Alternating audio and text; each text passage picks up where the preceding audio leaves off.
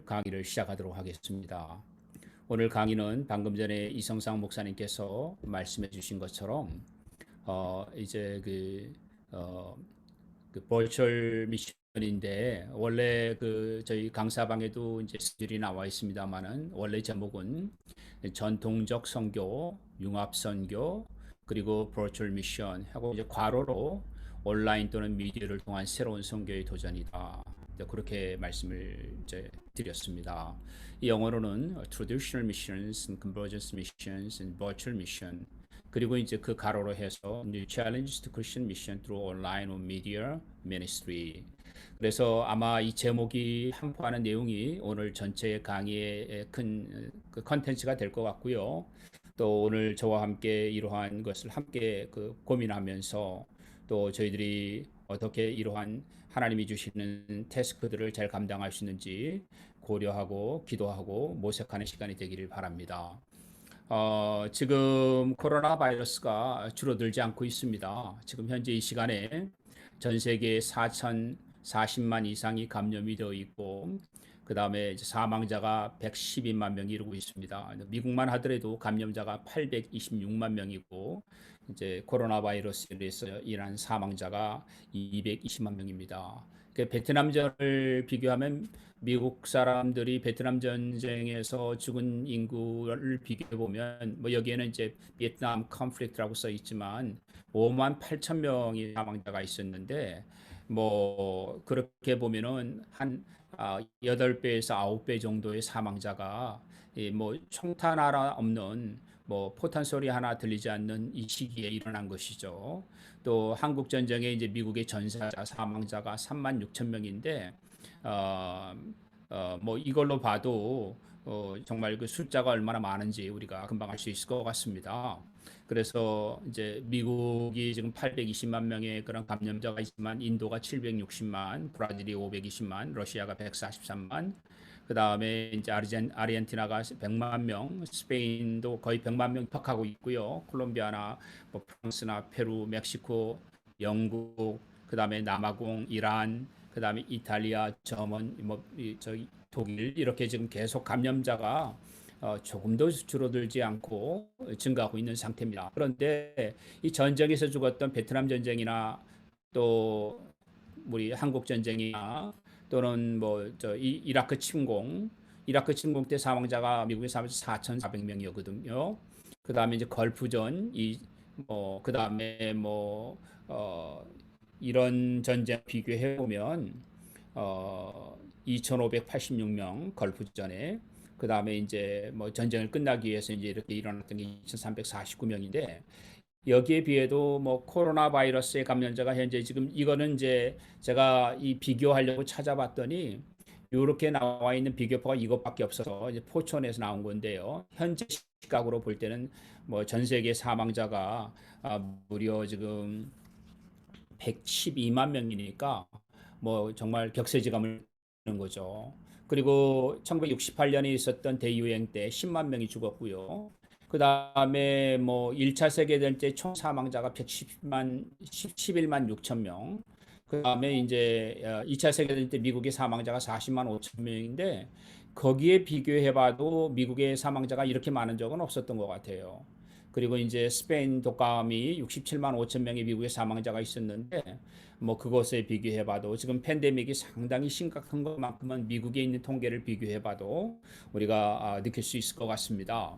그래서 이제 미국 사람들이 가장 많이 사망을 했던 시기는 이제 통계적으로는 남북 전쟁이에요. 그런데 남북 전쟁 때 75만 명의 사망자가 일어났습니다. 그러니까 남북 전쟁과 비교를 해도 사실은 뭐 베트남전에 5만 8천 명 사망자. 그런데 이렇게 다 죽은 인구가 전쟁 가운데 총탄에 죽은 인구가 미국에서는 139만 6,733명이라고 하거든요. 그런데 미국에서는 총기 소유가 가능하기 때문에 해마다 일어나는 총기 사고에 의해서 죽은 사람이 훨씬 더 많다고 합니다. 151만 6,863명. 139만 6,734명의 사망자를 또 사실은 지금 팬데믹 코로나 바이러스 19하고 비교를 해도 지금 미국의 사망자 112만이니까 미국의 미국 역사가 시작된 이래로 전쟁이 죽은 사람들을 다 합쳐도 지금 코로나 바이러스의 사망자가 육박하는 그 전대미문의 이런 사건을 우리가 지금 경험을 하고 있습니다. 그래서 지금 이 팬데믹이 과연 어떻게 되느냐, 여러분께서도 저도 이제 모든 지금 인류의 초미의 관심사입니다. 그래서 현재 백신이 개발되고 있다는 소식이 들려오고 있고, 또 뭐 치료제가 개발되고 있다라고 하는 소식들이 여기저기 들리고 있지만, 뭐 WTO라든지 또는 FDA에서 확인한 바는 없습니다. 근데 2020년 4월 이제 이때부터 급증하기 시작하면서 현재 2020년 10월인데 지금 아직도 백신이 개발 중에 있고요. 백신의 개발의 완료 시점을 내년 봄 정도로 보고 있거든요. 그러면은 그것이 이제 3상까지 마치고 적어도 한 10만 명, 15만 명 이상의 테스트를 거치고 나면은 그러면은 저희가 내년 여름에나 이제 뭐 내년 여름이나 아니면 10월 정도에 이제 이 배분 또는 이제 그 분배가 가능할 것 같은데 이렇게 되고 나면은 그 다음에는 이제 저희가 조금 정상화 그러니까 뭐 뉴노멀이 시작되는 과정이 아무래도 2년 뒤 그 2020년도 이제 봄이나 가능하지 않을까. 이것은 전 세계에 뭐 많은 그런 언론들이 지금 주시하고 있고 또 이렇게 예상을 하고 있는 것입니다. 그래서 우리가 이 코로나 바이러스 19를 보게 되면 현재 이러한 것으로 말미암아 대면 예배를 드리지 못하고 비대면 예배로 드리고 있는데 이제 미국의 통계를 보면 이제 바나폴에서 전화로 통계를 냈는데요. 이제 코로나 바이러스 일어나서 온라인 예배를 드리고 있는 사람들 가운데 지금 자기가 다니던 교회를 다니고 있느냐 하는 것이 한 3분의 1 정도, 35% 사람이 그렇다. 자기네 교회가 하고 있는 온라인 프로그램에 예배를 참석하고 있다고 대답을 했고요. 그 다음에 14% 사람들이 온라인 예배 가운데 이제 다른 교회로 참여를 하고 있다고 합니다. 그리고 더 이상 예배를 드리지 않고 있다고 하는 응답자가 32%니까 3명당 한 문거리죠. 상당히 많은 수치입니다. 이 사람들이 예배를 더 이상 드리지 않고 있다고 하고 그 다음에 이제 뭐 달에 매주는 아니지만 그래도 여러 채널을 돌아가면서 예배를 드리고 있다. 이렇게 지금 응답을 하고 있습니다. 이 통계는 이제 4월에서 5월에 일어난 것인데 미국의 많은 지역에 따라서 분포가 다르긴 하지만 대부분의 지역에서 이제 그런 여러 가지 형태 대면 예배가 허락된 곳이 있고 10명 단위로 20명 단위로 50명까지 허락된 곳이 있고 또 어떤 곳은 아직도 대면 예배가 허락이 안 된 곳이 있는데 비록 대면 예배가 허락이 되어져도 이렇게 카메라만 갖다 놓고 그냥 설교하시는 목사님이 단에 서서 카메라를 보고 설교하고 아직도 많은 사람들은 온라인으로 예배를 드리는 참으로 초미의 이러한 사태가 지금 일어나고 있고 이것은 비단 미국의 문제뿐만이 아니라 한국을 비롯한 전 세계의 동일한 경험이라고 생각이 되어집니다. 이러므로 말미암아 이거 제가 아무래도 한국의 통계를 보니까 현재 한국에서는 이제 지금 이 임대교회들 또 상가나 이런 것을 빌려서 하는 교회들이 코로나 바이러스가 끝나면 그 한국에서 나오는 그러한 보고에 의하면 한 60%의 교회가 문을 닫을 것이다. 이것은 뭐 한국의 언론에서 나온 것들이죠. 그 다음에 이제 헌금이 지금 최소한 50%, 60% 줄었다. 그리고 코로나 바이러스가 종료된다 할지라도 이제 그 60%의 교회가 문 닫는 결과가 나오는 가장 큰 이유 중에 하나는 성도들이 돌아오지 않는다. 이전에 나왔던 성도들이 그 문을 열어도 다시금 돌아오지 않는 것들을 예상을 수많은 언론들이 하고 있습니다. 미국에서도 제가 이것으로 한 강의를 했었는데 그 중에 하나를 제가 요약을 해서 여러분께 소개해 드리면 코로나 바이러스가 종료되고 나면 지금 미국 사람들은 어떻게 예배를 참석을 하겠느냐 그리고 이제 이전에 지금 참석하고 있었던 교회 참석하고 있었느냐라는 과거형을 물어보고 미래형을 물어봤을 때의 대답입니다. 그랬더니 미국에 있는 많은 사람들이 뭐냐면은 코로나 바이러스가 종료되면은 더 자주 교회에 가서 예배를 드리겠다라고 대답한 분이 10%고요. 나는 더 자주 가지 않겠다라고 대답한 사람이 5%고요. 그 다음에 코로나 바이러스 이전처럼 나는 그렇게 교회를 그대로 가겠다라고 한 사람이 42%고 나는 더 이상 코로나 바이러스 이후에는 교회에 출석하지 않겠다라고 대답한 사람이 43%입니다. 아마 이것은 미국이나 한국이나 전 세계적으로 비슷한 것이 아닐까. 제가 이 통계에 관한 조사를 뭐 바나폴, 퓨 포럼 그 다음에 굉장히 많은 미국의 단체들에서 다양한 형태로 조사를 했는데 이것은 퓨 포럼에서 나온 것입니다. 그런데 이 조사를 자세히 들여다보니까 지금 이 코로나 바이러스가 백신 개발이나 치료제 개발이 문제가 아니라 전 세계적으로 과연 교회가 정상화가 된다 할지라도 뉴노멀이 된다 할지라도 얼마나 많은 성도들이 예전처럼 돌아올 것이냐 할 때 이러한 뭐 굉장히 많은 사람들 이 사람들의 대답을 듣고 보니까 정말 심각한 문제라는 생각을 했습니다. 그래서 이 사람들이 이제 전체적으로는 뭐 교회 숫자를 참석하는 걸 줄이겠다고 대답한 사람이 73%고요. 그 중에서도 이 출석률이 한 60% 정도가 아무래도 적게 갈 것이다라고 좀 예상을 이렇게 응답자들이 얘기를 하고 있습니다.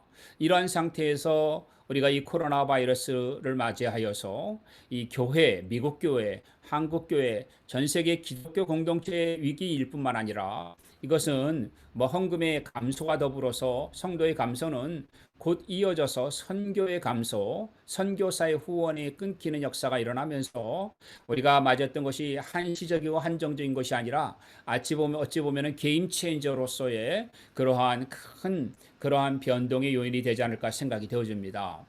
이러한 이유 때문에 우리가 코로나 바이러스 이후에 기독교 선교를 가늠해 보면서 우리는 정말 이것을 어찌 보면은 참 그 하버드 대학의 교수였던 올해 1월에 작고하셨지만 클레이턴 크리스텐든 교수가 하버드 그 케네디 스쿨에서 그 인도했던 disruptive innovation 어떠한 그 방해 어떤 회방이 오므로 말미암아 혁신이 일어난다고 하는 그의 말씀 이것이 물론 굉장히 세계적으로 학계에서도 주목받고 있었고 그러니까 우리가 인위적으로 어떤 상품을 팔거나 어떤 프로그램을 프로모션해서 되는 게 아니라 안정적으로 기업을 하던 기업이랄지라도 그 어떤 위기나 어떤 회방이나 어떤 방해가 일어났을 때 그것을 대처해 나가는 것이 이전에 있던 모든 기업들을 다 삼키고 새로운 기업으로 등장하다라는 거죠.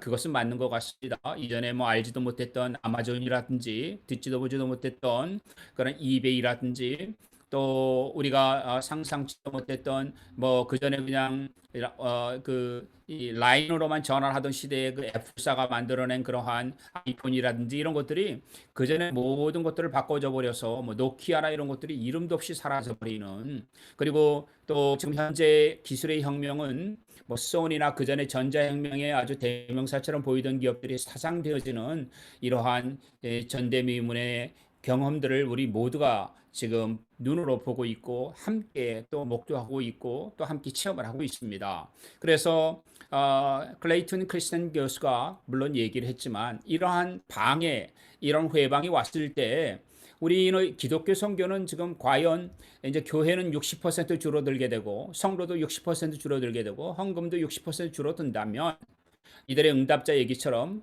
우리는 완전한 회복은 아니겠지만 우리 기독교 선교는 어떻게 해야 되느냐? 이것 가운데서 이 첫 번째가 물론 클레이튼 크리스틴 교수도 얘기를 했지만 disruptive agility예요. 그러니까 disruptive agility라고 하는 것은 바로 뭐냐면은 이러한 방해가 일어났을 때 그 방해에 대해서 이런 회방이나 이러한 여러 가지 역경의 요인을 만났을 때 민첩하게 대응하는 걸 얘기하거든요. 민첩성. 그러니까 기독교 선교가 그냥 뭐 10년 주기, 20년 주기로 장기 계획서에 놓고 그대로 나가는 게 아니라 위기를 만났을 때 위기를 위기라고 못 보는 것도 문제가 될 것이고 위기를 맞이하였을 때 위기에 대한 대응책을 못 말하는 것도 문제가 될 것이고 결국은 위기에 대한 대응책을 못 말하는 것은 기독교 선교의 감소를 가져오게 됩니다. 예를 들어서 그 비근한 예가 일어났던 것이 1910년에 에딘버러 국제 선교대회가 일어나고 인류는 전 세계가 복음화될 거라는 꿈에 부풀어 있었습니다. 그런데 얼마 되지 않아서 오히려 1차 세계대전이 발발하였고 기독교 선교는 또 기독교 공동체는 1차 세계대전에서 대응할 수 있는 어떠한 대응책도 마련하지 못했고 거기에 함몰해 버렸습니다. 그리고 타운젠즈를 통해서 이제 개척 선교 운동이라는 운동이 일어났는데 이렇게 말을 꺼내자마자 2차 세계대전이 일어났어요.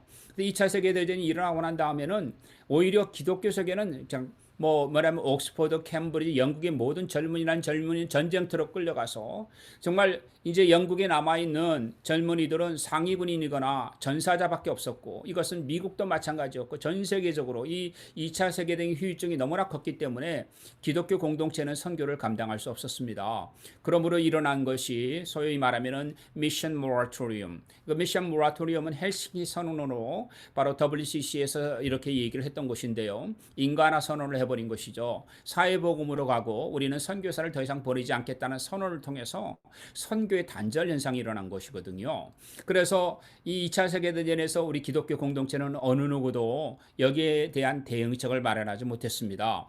지금 우리가 기독교 선교를 감당하면서 이러한 여러 가지 위기 가운데서 우리는 이것에 대한 대응책을 마련하고 있느냐라는 질문을 우리 스스로에게 던져봐야 될 것입니다. 이것은 우리가 virtual technology, 가상 공간의 지식을 갖고 있느냐, 아니면은 우리가 온라인 예배를 받아들이느냐 안 받아들이냐의 문제가 아니라 이렇게 환경이 바뀐 것에 대해서 우리가 얼마나 민첩하게 선교의 사역을 감당할 수 있는 대응책을 마련하고 있느냐라는 질문인 것입니다. 그렇기 때문에 우리는 여기에서 지금 이 코비드-19 시대를 맞이하여서 뉴 디지털 패러다임에 대한 대책들을 세워야 되고, 여기에 대해서 발견하고 이해하고 여기에 대한 통합적이고 실행 가능한 그러한 사역들을 우리가 준비해야 되고, 이것은 하나는 말하면 새로 없는 것은 만들어내야 되고, 있는 것은 새롭게 창출해야 되고, 우리는 모르는 것은 배워야 되고, 그 다음에 이것에 대해서는 우리가 무엇보다도 convergence, 융합의 선교를 감당해야 되는 이 절대절명의 위치에 있다는 것이죠. 근데 이것을 보고서도 기독교 선교가 위기라고 생각 안 하고, 뭐 이거 바이러스 금방 왔다가 금방 사라지겠지, 백신 개발되고 그 다음에 또 치료제 개발되고 그러고 나면은 뭐 우리는 그냥 일상으로 돌아갈 거야라고 안이하게 생각하다가는 1차 세계대전 때, 2차 세계대전 때 일어났던 일이 다시금 일어나지 않는다는 보장이 없습니다. 그래서 과연 우리는 이 기독교 선교를 전체를 가늠해 보면서 여기에 대한 대응책을 마련하고 있느냐, 그것이 바로 뭐냐면은 이 전략적이고 효과적인 선교를 마련하는 것이고, 두 번째가 바로 뭐냐면은 전략적이면서도 혁신적인 것들을 우리가 마련해서 거기에 대한 아웃컴들을 창출해낼 수 있느냐가 관건인 것입니다. 그렇기 때문에 지금 포스트 코비드-19 기독교 선교를 통해서 제가 오늘 제목에도 말씀드렸던 것처럼 전통적인 선교, 그 다음에 두 번째가 융합의 선교, 그 다음에 세 번째가 지금 이제 온라인 선교 또는 버추얼 미션, 가상 공간의 선교인데, 이 세 개의 질문을 우리가 한 번은 중간 평가를 해봐야 될 것 같습니다. 사실은 선교 세미나나 선교 대회를 가보게 되면은 진짜 어느 곳에서도 전통 선교에 대한 분석이나 종합 평가를 내본 적이 없습니다. 저는 사실 이 전통 선교에 대해서 오늘 강의에서 빼려고 했습니다. 왜냐면은 제가 원래 온라인 선교 버추얼 미션에 대해서 준비한 내용이 너무나 많았기 때문에 여기에 대한 새로운 그런 선교 전략과 정책과 방법론과 방안들을 제시해드리고 싶었는데, 사실 보니까 문제에 대해서 지금 뭐 클레이튼 크리스텐 교수도 얘기했지만, 위기가 왔을 때 그 위기를 대응하는 능력은 어디에서 오느냐면은 분석과 그 다음에 거기에 대한 발견, 이해에 온다고 말했거든요. 그러니까 우리가 지금 선교를 해나가면서 우리가 지금 어떤 일을 했는지도 평가를 제대로 해본 적이 없고, 우리가 지금 과연 그러한 것 가운데서 어떤 것이 문제가 있고 어떤 것들이 해결이 있었고 어떤 것이 돌파가 있었는지를 분석도 안 해보고 그냥 새로운 방법론이나 새로운 전략을 채택한다고 하는 것만큼 위험한 것은 없다는 생각을 했습니다. 그래서 제가 다시금 이것을 포메링하면서 이 버추얼 미션, 온라인 미션은 한 90% 이상을 다 내용을 삭제해버리고, 다시금 이 전통 선교에 대해서 우리 선교사님들과 함께 이 한국 교회를 중심으로 그 다음에 미국과 전 세계의 큰 흐름 가운데서 전통 선교를 한 번은 우리가 종합적으로 큰 그림만, 뭐 세미한 것들, 중요한 부분만 다루고 세미하고 자세한 것들은 여기서 언급하지 않고 한번 큰 산맥을 보는 마음으로 이 전통 선교에 대한 평가와 분석을 함께 해보고자 합니다. 그 다음에 이제 융합 선교에 대해서, 융합이라고 하는 것은 convergence, 소위 말하면은 이제 우리가 4차 산업의 혁명도 뭐냐면 기계적인 그러한 이 산업혁명과 컴퓨터적인 산업혁명과 그 다음에 이제 프로그래밍, AI, 그 그 다음에 이러한 다양한 기술 혁명이 함께 얼그러져서 그 다음에 그것이 일어나는 것을 우리 융합의 선교라고 말을 합니다. 그래서 이 융합의 선교에 대해서는 오랫동안 다양한 형태로 언급이 되어졌는데 사실은 기독교 선교가 여기에 대해서 융합의 선교를 이뤄내지 못했는데 지금 우리는 코로나 바이러스 19 사태를 맞이해서 이 융합의 선교를 보고 있습니다. 근데 그것이 무엇인지도 모르고 우리는 눈으로 보고 있어서 이것을 한 번은 짧게라도 정리를 해야 되겠다 생각이 되어져서 이 융합의 선교를 말씀드렸고, 이 버추얼 미션은 제가 첫 번째 강의, 두 번째 강의에도 말씀을 드렸는데 유비쿼터스 미션, 그러니까 어디에서나 선교가 가능한 가상 공간이기 때문에, 온라인 미션이기 때문에 이 유비쿼터스 선교가 오랫동안 얘기가 되어졌지만 실행이 돼 본 적이 없었거든요. 그런데 오히려 디지털 미션, ICT 미션 또는 버추얼 미션, 온라인 미션, 이러한 미션을 통해서 일어나고 있는 이러한 새로운 형태의 전략과 또 사역에 대해서 나눠보고자 합니다. 자, 그러면 여러분들께서 보시는 것처럼 지금 이 전통 선교는 무엇일까요?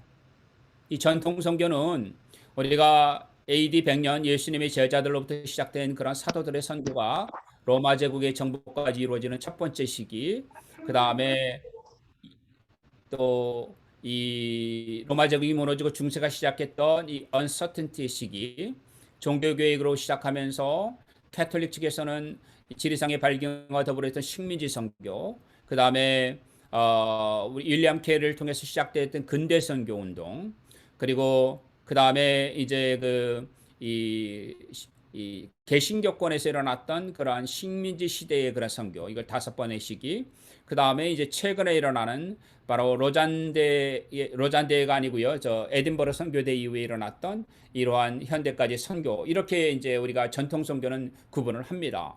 그런데 이 근대 선교 이전 것만 제가 잠깐 다뤄보면은 프리모던, 그러니까 전근대, 근대 이전의 선교를 우리가 보게 되면은 뭐 미국에서는 그 청교도들이 1630년에 보스턴에 왔고 메이플하고 1620년에 이제 플리머트 플랜테이션을 세웠는데 이 시기죠. 이 시기에는 존 엘리엇 목사님이 피카크디 이로쿠이스라고 하는 인디안들에게 선교를 하면서 사실은 미국에서 최초의 선교라고 볼 수가 있고요. 영국에서는 1698년에 바로 Society for Promoting Christian Knowledge에서 SPCK 현재까지도 있습니다. 가장 오래된 선교단체로 꼽히고 있지요. 그리고 이것도 The Society for Propagation of Gospel and Pouring Part, 이 두 개 선교단체는 다 성공회에서 시작된 것인데 이제 교단 선교부라고는 할 수 없고 선교사들 자체가 다 성공회로 이루어진 앵글리칸 커뮤니티에서 이루어진 선교단체로 볼 수 있습니다. 그 다음에 이제 동인도 회사가 세워지면서 뉴욕이라든지 남아공이라든지 그 다음 스피스 아일랜드, 지금의 인도네시아죠. 그 다음에 인도의 여러 곳, 이런 곳에 일어났던 동인도 회사에서 세운 선교회가 있습니다. 그 중에 가장 혁혁한 것이 할레 선교회, 이 할레 대학을 중심으로 해서, 할레 대학은 경건주의 운동이 일어나면서 우리에게 잘 알려진 진젠들프, 그 다음에 진젠들프를 통해서 모라비안 선교가 일어나죠. 근데 할레 대학을 세웠을 때 할레 대학에서 정말 이 선교사를 파송하는 놀라운 일들이 있는데 바톨로메스 지겐발브라고 그 다음에 하일리 프레스사라고 하는 이 두 분이 선교사로 파송을 받고요. 이 이후로 할레 선교회가 세워지고 그 다음에 이제 이 덴마크의 프레드릭 4세가 데니시 미션, 덴마크 미션이라고 인도에 세우면서 이 개신교권에서는 해외에 선교사를 세운 놀라운 일들이 있죠. 또 여기 보면은 그 SPG, 이 SPG의 유명한 선교사님 두 분이 계시죠. 여기에 파송을 받은 첫 번째 선교사님이 그 조지 윗필드. 그 다음에 웨슬레 목사님이 감리교를 창시하기 전에 선교사로 파송되어져서 나갔던 곳이죠. 이제 지금의 사바나라고 하는 그 조지아주죠. 그곳에 존 웨슬리 목사님이 선교사로 가셨다가 돌아오면서 모라비안 사람들을 만나게 되어지고, 그리고 시작한 것이 감리교 운동이죠. 그래서 이 SPG는 어찌 보면 굉장히 선교의 원형이 되어지는 선교 단체입니다. 이후에는 뭐 이제 이것이 또 감리교회하고도 합쳐지면서 United이라는 단어가 붙어서 United Society for Propagation of Gospel in Foreign Parts라고 해서 USPG로 바뀌었죠. 그리고 이 USPG 때문에 생겨난 것이 이제 United Ascension College. 이것은 또 이제 어찌 보면 감리교 선교사님들이 영국에 있는 감리교 선교사님들이 세웠던 이 선교부라고 할 수가 있습니다. 그리고 이제 모라비안 선교회가 세워지면서 모라비안 선교가 이 당시에 전 세계 선교사들의 3분의 1을 점유하는 초창기 30년 만에도 300명에 육박하는 숫자, 뭐 나중에는 3,000명이 선교사가 나가게 됐으니까 이 숫자를 보더라도 이것이 이제 근대 선교가 시작되기 이전에 선교 운동을 우리가 눈여겨 볼 수가 있는 것입니다.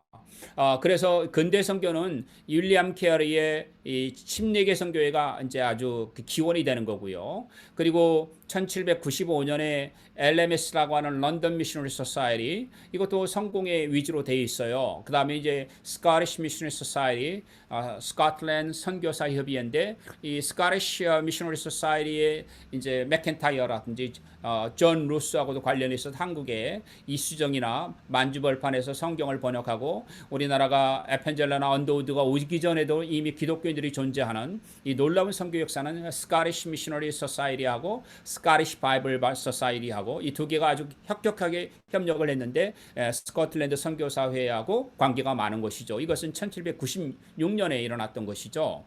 1797년에는 네덜란드 미셔너리 소사이티가 일어나서 이제 화란 선교사회, 그 다음에 이제 또 성공회를 중심으로 일어났던 CMS, 이건 아프리카를 중심으로 해서 그 아프리카 뭐 지금의 카메룬을 필두로 해가지고 가나나 또 코파디부아라든지 이런 곳에서 일어났던 CMS 선교는 아프리카의 절대적인 아주 중요한 선교회라고 할 수가 있겠죠. 그 다음에 이제 그 저희가 잘 알려져 있는 것처럼 그 아까도 말씀을 드렸습니다마는 바젤 선교회, 데니시 미션에서 나왔던 바젤 선교회죠. 그것이 인도를 기점으로 해 전 세계에 이제 퍼지게 되죠. 그리고 벌린 선교회, 베를린 선교회라고, 그 다음에 라이프지 선교회, 이런 것이 이제 근대 선교의 아주 굉장히 중요한 선교회라고 볼 수가 있습니다. 그러면 이 모든 선교 운동 가운데서 미국은 ABC라고 해서 이 ABC 선교 운동 가운데서 정말 7명의 사람들을 파송을 해서 교단이 형성되어졌고요. 그 다음에 이러한 그 혁혁한 선교운동들은 남북전쟁이 일어나기 전까지는 아주 활발하게 일어났습니다. 그리고 이제 영국에서도 유럽에서도 데이빗 리빙스턴이 잔지바르를 통해서 지금의 탄자니아죠, 말라위까지 가서 아프리카의 등불이 되어졌다고 하는 데이빗 리빙스턴의 탐험가이자 선교사의 이런 것들이 있어 아프리카가 알려지고 나라도 국경 접던 시기에 이제 유럽 국가들이 와서 국경선을 긋는 일들이 생기기 시작하죠. 그리고 남침례의 이제 그 서던 베프티스트 컨벤션이 1845년이 되면서 지금 우리에게 알려져 있는 IMB, 미국 전체 선교 가운데 가장 큰 교단 선교부죠. 인터내셔널 미션 보드라고 해서, 그 다음에 이제 그 영국에서는 1854년에 허튼 스텔러가 중국으로 가서 차이나 인랜드 미션, 그러니까 중국 내지 선교회, 이전에는 전부 다 해안을 코스트라인을 따라가다가 이제 허튼 스텔러가 조차 지역, 즉 영국이나 독일이나 프랑스나 네덜란드나 미국이 조차권을 따고 외교 구락부를 따서 했던 선교에서 강을 따라서 장강과 양쯔강을 따라가면서 선교를 했던 내지 선교회가 이 선교 혁명을 일으키죠. 그리고 이제 뉴욕 선교사 컨퍼런스가 열렸고 이것이 이제 알렉산더 더프라고 하는 사람에서 조직이 되어지면서 이 근대 선교 운동이 근대 선교 단체로 끝나는 것이 아니고 프로모션도 할 줄 알고 모빌라이제이션도 할 줄 알고 또 트레이닝도 하고 그 다음에 파송까지 하는 이러한 우리가 지금 익숙한 것들이 이 시기에 일어납니다. 그러면서 그전에는 선교 훈련이 이런 건 없었고요.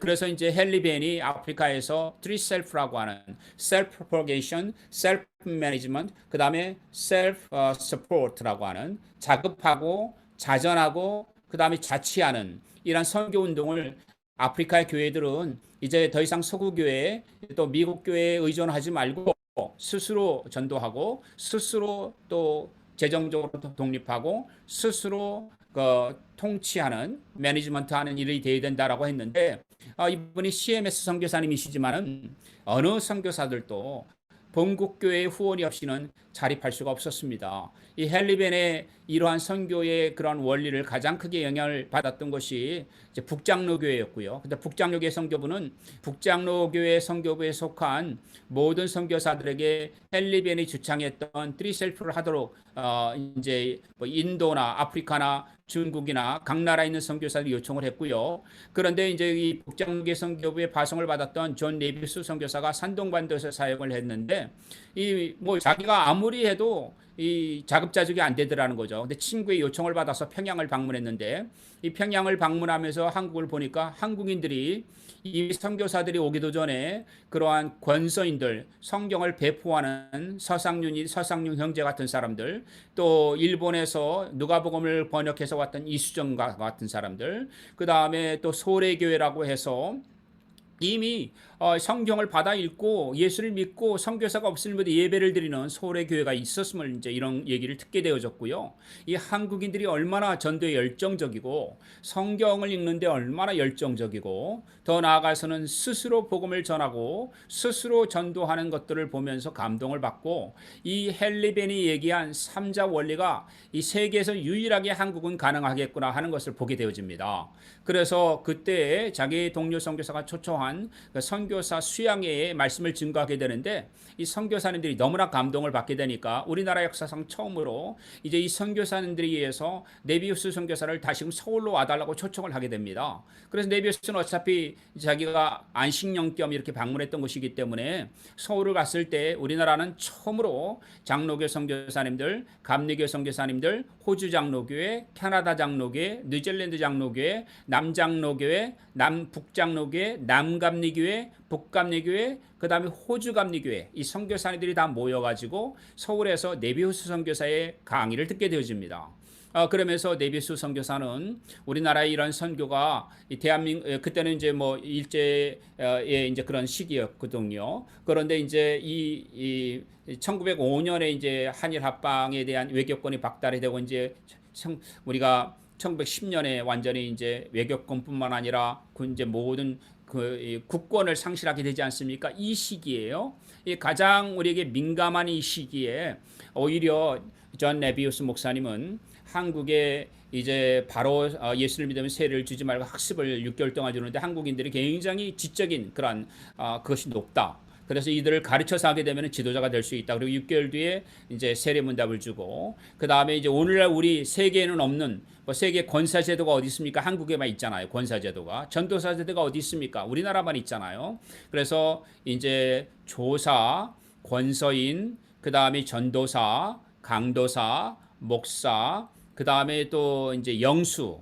좀 나이가 많아서 그 지역에서 기독교인이지만 나이가 많지만 영향력이 있으면 영수라고 말을 하고 전도를 전문으로 하는 전도인 이런 용어들을 주면서 이제 우리나라의 어떤 골격을 세웠던 거죠. 이것이 사실은 근대 성교 가운데서 독특한 한국 교회를 형성을 했고 또 우리나라가 지금도 아직도 그 일부는 그런 것들을 좀 현대 전체 세계 교회 조리에 맞춰서 모디파이한 부분도 있지만 그러나 아직도 네비우스의 그 영향력 아래 세례문답, 학습문답도 여전히 하고 있고 또 우리가 뭐 전도사라든지 이런 호칭들 또 그 다음에 또 권사라든지 또는 권찰이라든지 이런 전도인이나 이런 호칭들이 아직도 남아 있는 것을 보면 이제 존 네비우스 선교사의 영향이 얼마나 큰지 우리가 가늠해 볼 수가 있겠죠. 예, 그래서 이 존 네비우스 선교사의 얘기는 이제 이렇게 마치게 되고요. 그 다음에 우리가 지금 이 시기에 또 하나는 뭐냐면 이제 이 대영 제국이 해가 지지 않는 나라로 전 세계에 알려지고 난 다음에도 우리는 또 하나 볼 수 있는 것이 믿음 선교회. 오늘날 말하면 이제 소위 선교 단체라는 것이 생겨난 것이죠. 아까 CMS, LMS, 또 우리가 보는 SPG, USPG, 그 다음에 United Ascension Society, 뭐 이런 것들은 전부 다 뭐냐면은요.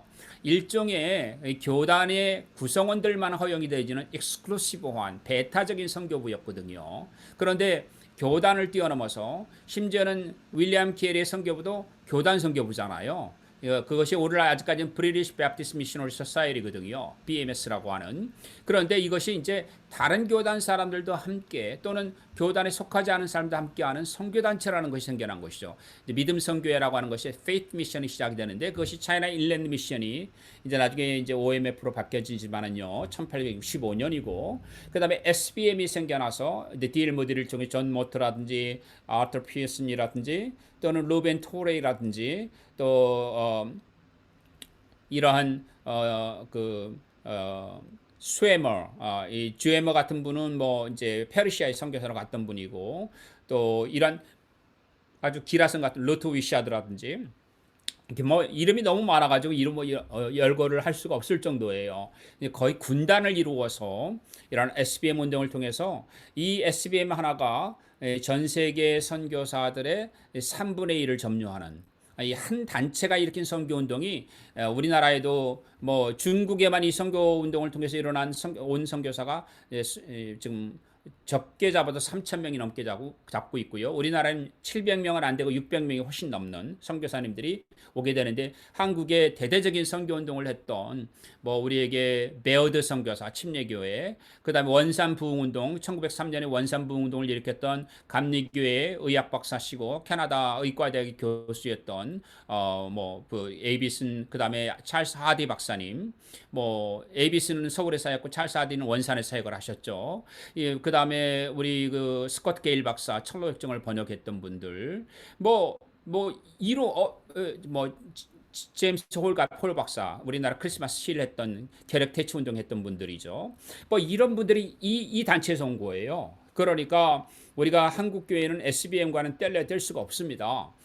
그러면서 이제 선교의 4개의 종류의 선교 사역이 시작이 되는데 첫 번째가 초교파 선교라고 하는 것이 처음으로 이 시기에 일어나고요. 디나미네이션을 교단 선교부, 그 다음에 이제 선교단체라는 페이트 미션이 일어나고 마지막으로는 어떤 분야에만 그 분야에 집중하는 이제 쉽게 얘기하면 의료 선교 중에서 나게 분화가 되니까 치과 선교, 외과 선교, 항공 선교, 그 다음에 또 뭐 예를 들어 컴퓨터 선교, 디지털 선교 이런 식으로 이제 스페셜라이즈 에리어에 포커스를 맞춘 선교 운동이 시작된 거 아닙니까?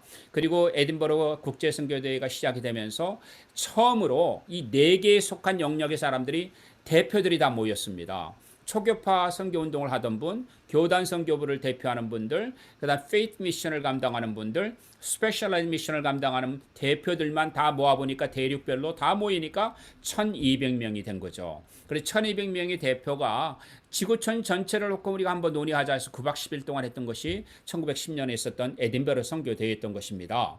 그래서 이 에딘버러 선교 대회 운동 가운데 이 1910년은 우리 민족사적으로도 굉장히 중요한데요. 이 1907년 1월 14일 날 우리 평양에 대북운동이 일어나지 않습니까? 우리 신동식 목사님께서도 방금 전에 성령 충만에 관해서 말씀해 주셨는데 우리가 이 한국교회는 성령 운동과 굉장히 관련이 많습니다. 왜냐하면은 웨일즈에 일어났던 부흥운동, 그 다음에 또 카시아 힐에 일어났던 동북부 인도의 부흥운동, 그 다음에 판디타 라마베를 통해서 일어났던 남인도의 부흥운동, 그리고 또 우리나라에 일어났던 평양대 부흥운동, 이 평양대 부흥운동의 불길이 만주 부흥운동으로 이어지고 산동반도 부흥운동으로 이어지면서 오늘날의 중국의 기독교의 근간을 이루게 되어집니다. 그래서 한국 기독교가 어찌 보면은 하나님께서 이렇게 지금까지 새벽 기도하고 지금까지 우리가 말씀을 사모하고 성령을 사모하는 DNA를 심어줬다. 저는 그렇게 믿습니다. 그래서 한국 기독교가 이러한 가운데 또 해외 선교 운동으로 연결되어진 것은 그렇게 오래되지 않습니다.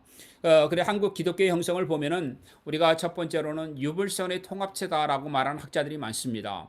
이 한국인이 소위 말하면 유교의 시스템과 그 다음에 이 불교의 그러한 종교성과 그 다음에 샤머니즘의 영성의 이 레이어 위에 기독교가 올라왔다. 그러니까 굉장히 기독교가 이 총회장 좋아하는 거 보고 이런 거 가부장적이고 이런 게 많잖아요. 그 다음에 굉장히 기복신앙들 복조화하고 하는 샤머니즘 요소도 있고요. 그 다음에 불교적으로 기도하는 그런 모습들이 많아서 초창기 선교사님들의 그런 보고에 의하면은 한국 사람들이 오자마자 무릎을 꿇고 기도하는 것이 불교도인 줄 알았다는 보고가 생각보다 많아요. 그래서 서구 사회에서는 우리나라처럼 무릎 꿇는 그런 것이 별로 없거든요.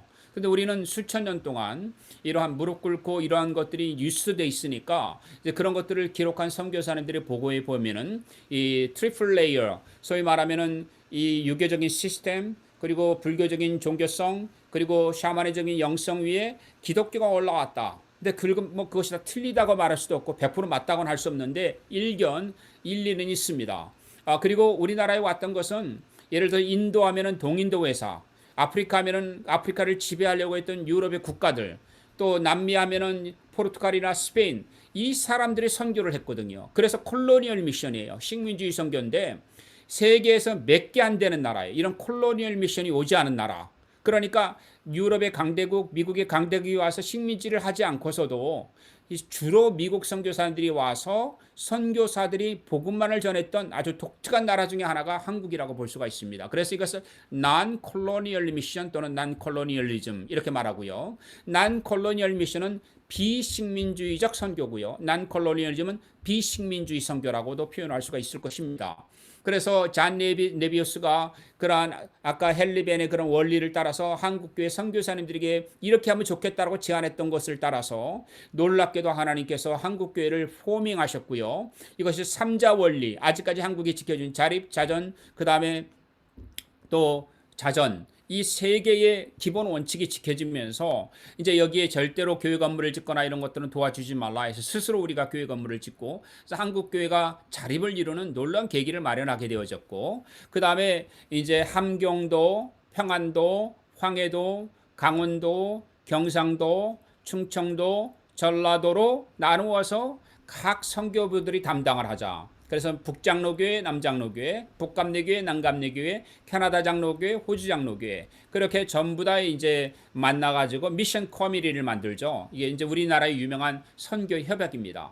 그래서 사실은 보면은 지금도 이 영향이 적지가 않아요. 충청도가 감리교가 많은 이유라든지, 함경도가 기장 출신이 많은 거라든지, 평안도 출신들이 통합이나 합동이 많은 거라든지, 또 경상도 지역이 남장로계의 영향이 강한 거라든지, 이런 것들은요 이때 당시에 일어났던 선교 회박과 무관하지 않습니다. 그리고 아까 말씀드린 유교, 불교, 이 샤머니즘의 이러한 트리플 레이어 위에 우리 기독교가 세워지면서 이 한국 기독교는 굉장히 독특한 형태를 갖고 있다가 6.25가 일어나고 6.25 이후에 이제 1970년대 불꽃처럼 일어났던 김진곤 목사님의 그러한 증언에 의하면은 이 10년마다 100만 명씩, 그래서 정말 말 그대로 놀랍게 선교하는 이 어마어마한 역사의 이런 이 교회 부흥을 우리가 70년대에 해마다 이렇게 부흥이 일어났던 것을 맛보게 되는 정말 은혜의 시대가 있었고요. 그것을 저는 70년대를 정말 우리나라의 불타는 성령운동 시대다라고 말을 하고 싶고요. 이것이 이제 선교운동으로 이어지면서 이제 해방 후 개척 시기까지는 소위 말하면은 몇 분들 우리가 이기풍 목사님의 제주도 선교라든지 이런 것들이 이제 이 해방 전이라면, 해방 후에는 우리 태국에 지금 이제 목사님들 많이 계시겠지만 태국에 이제 최초의 선교사님들이 오시고, 그다음에 인도네시아에 하면서 이제 그 소위 말하면 해방 후 개척 시기가 있었고, 그 다음에 1970년도에 이 우리나라의 부흥기 가운데 선교를 꿈을 꾸게 되고 선교의 개척자들이 일어나고, 80년대에 학생 청년 동원동이 일어나면서 선교사님들이 이제 막 나가기 시작하고, 90년대로부터는 미전도 지역, 미전도 종족 선교, 10도 사상 선교, 이런 사역을 하게 되면서 한국 선교사님들의 50% 이상이 10도 40상의 선교를 하게 되어지는 이러한 역사가 일어나게 되면서, 2000년대에는 이것을 우리가 좀 전략적으로 선교를 접근해보자라는 운동이 일어나면서 이제 그냥 자기가 원하는 대로 가는 것이 아니라 전략적 접근을 따라서 선교사를 파송하는 일들이 일어나게 된 것이죠. 저는 이 코로나 바이러스 19를 통해서 우리 한국 선교의 특징들을 한번 이렇게 얘기해 봤습니다. 지금 제가 유럽이나 미국이나 전 세계 선교 흐름을 너무 간략하게 말씀드린 것처럼 우리나라도 교단 선교로 뭐 CMS, LMS, SPG 이렇게 일어난 것처럼 미국에서도 ABC, American Baptist Church 이렇게 일어난 것처럼 이 교단 장감성 침례교회 4대 교단이죠. 그리고 후에 일어난 오순절교단, 순복음교단 이런 이 교단 선교가 우리나라 몇 개 교단을 빼면은 아주 핵심이 되는 몇 개 교단이 전체를 감당을 하고 있죠. 그러면서 우리나라가 이 선교운동을 하면서 가장 많이 지금 전 세계에서 비판을 받고 있는 것이 한국적 선교, 코리아나이제이션, 다른 말로 하면은 한국 식민지화라고 표현을 해도 우리가 지나침이 없을 것 같습니다. 이러한 한국적인 선교 운동은 우리나라의 문화를 그대로 우리가 선교하는 곳에 문화 충돌을 일으키게 된 것입니다. 유교적인 정서를 갖고 있었기 때문에 상하관계가 너무나 확실했고요. 세계 많은 언어들은 존칭어가 없는 언어가 굉장히 많거든요. 굳이 존칭어가 있다고 해도 한국적인 존칭어는 아닙니다.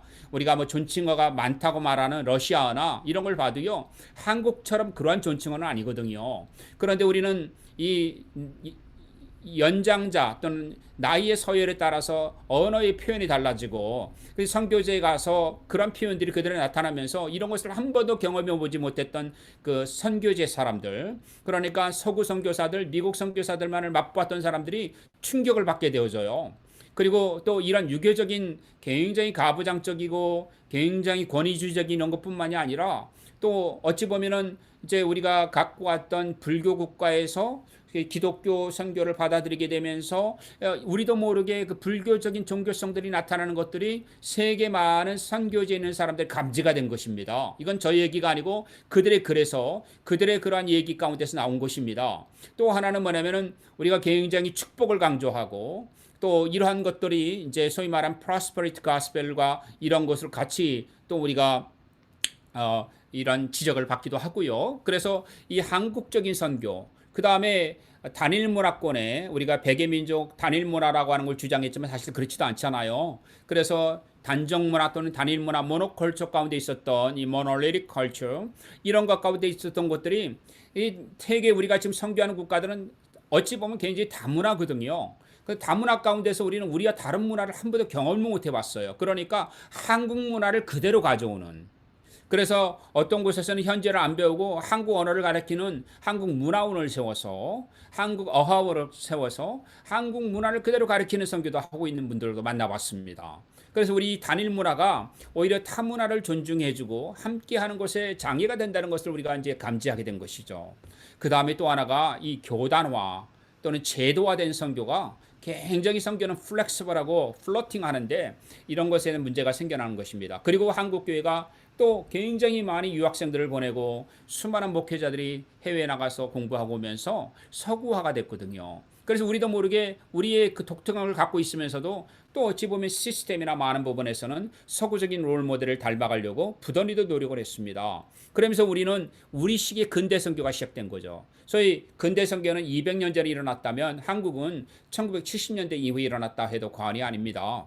그러면서 우리는 물량주의적 선교가 굉장히 주를 이루었죠. 가자마자 일단 교회 세워야 되고 가자마자 지도자들을 또 세워야 되고 가자마자 수많은 혁혁한 성과를 내서 소위 영웅주의에 사로잡혔죠. 그래서 제가 어느 분이라고 말씀을 드리지 않겠지만 선교사로 나간 지 1년 만에 100교회를 세워가지고 어마어마하게 뉴스가 됐었어요. 근데 이분은 뭐 기존에 있는 교회 가운데 간판만 바꾸고 사례비만 주면 되는 것이었거든요. 이런 물량주의 선교가 1년을 그렇게 하는데 10년, 20년, 30년이라도 그것을 추스르지를 못하고 그 문제가 결국은 그 교회를 병들게 하고 문 닫게 하고 오히려 잘 자립하던 그러한 교회들이 간판을 바뀌고 하면서 한국 선교사를 만나면서 오히려 교회들이 무너지는 것들을 제 눈으로 목도를 하게 됐습니다. 이것은 세계 도처에 일어난 일들이기도 하고요. 그래서 이런 물량주의 선교에 우리가 문제를 받게 되어지고 그 다음에 이 성공주의 중심, 성공주의 신화를 한국 교회가 굉장히 강조하고 이 서구 교회처럼 10년, 20년, 30년을 기다려주고 또 이슬람권 선교를 해서 40년, 50년, 100년도 기다리겠다는 마음으로 가지 않고 지금 당장 아웃컴을 원하고 지금 당장 결과를 원하는 선교를 했던 것입니다. 그러므로 말미암아 이 한국 선교가 지금 위기 가운데 있는데 그럼에도 불구하고 하나님께서는 우리 민족을 세계의 세 번째로 선교하는 미국, 브라질 다음으로 선교하는 선교 국가로 만들어 주셨고, 지금 머저리드 월드, 글로벌 사우스라는 곳에서는 리더십을 세워줬고, 여기에서 우리의 그런 실패 경험들을 나눔으로 말미암아 함께 리더십을 공유할 수 있는 쉐어드 리더십을 하게 됐습니다. 그래서 우리가 이제는 한국적인 선교를 할 것이냐, 또 한류를 이용할 것이냐라는 질문도 있지만, 어떤 한국적인 선교 가운데 단점은 어떻게 극복하고 장점은 어떻게 우리가 특화시켜서 살려낼 것이냐는 부분들을 우리가 논의해야 합니다. 또 하나는 우리가 갖고 있는 경험들이 이제 앞으로 선교의 대국가로 나타나게 될 브라질, 또 인도, 중국, 인도네시아, 필리핀 이런 나라들이 우리의 경험을 배우기를 원합니다. 왜냐하면 그들은 이런 실패의 경험이 없기 때문입니다.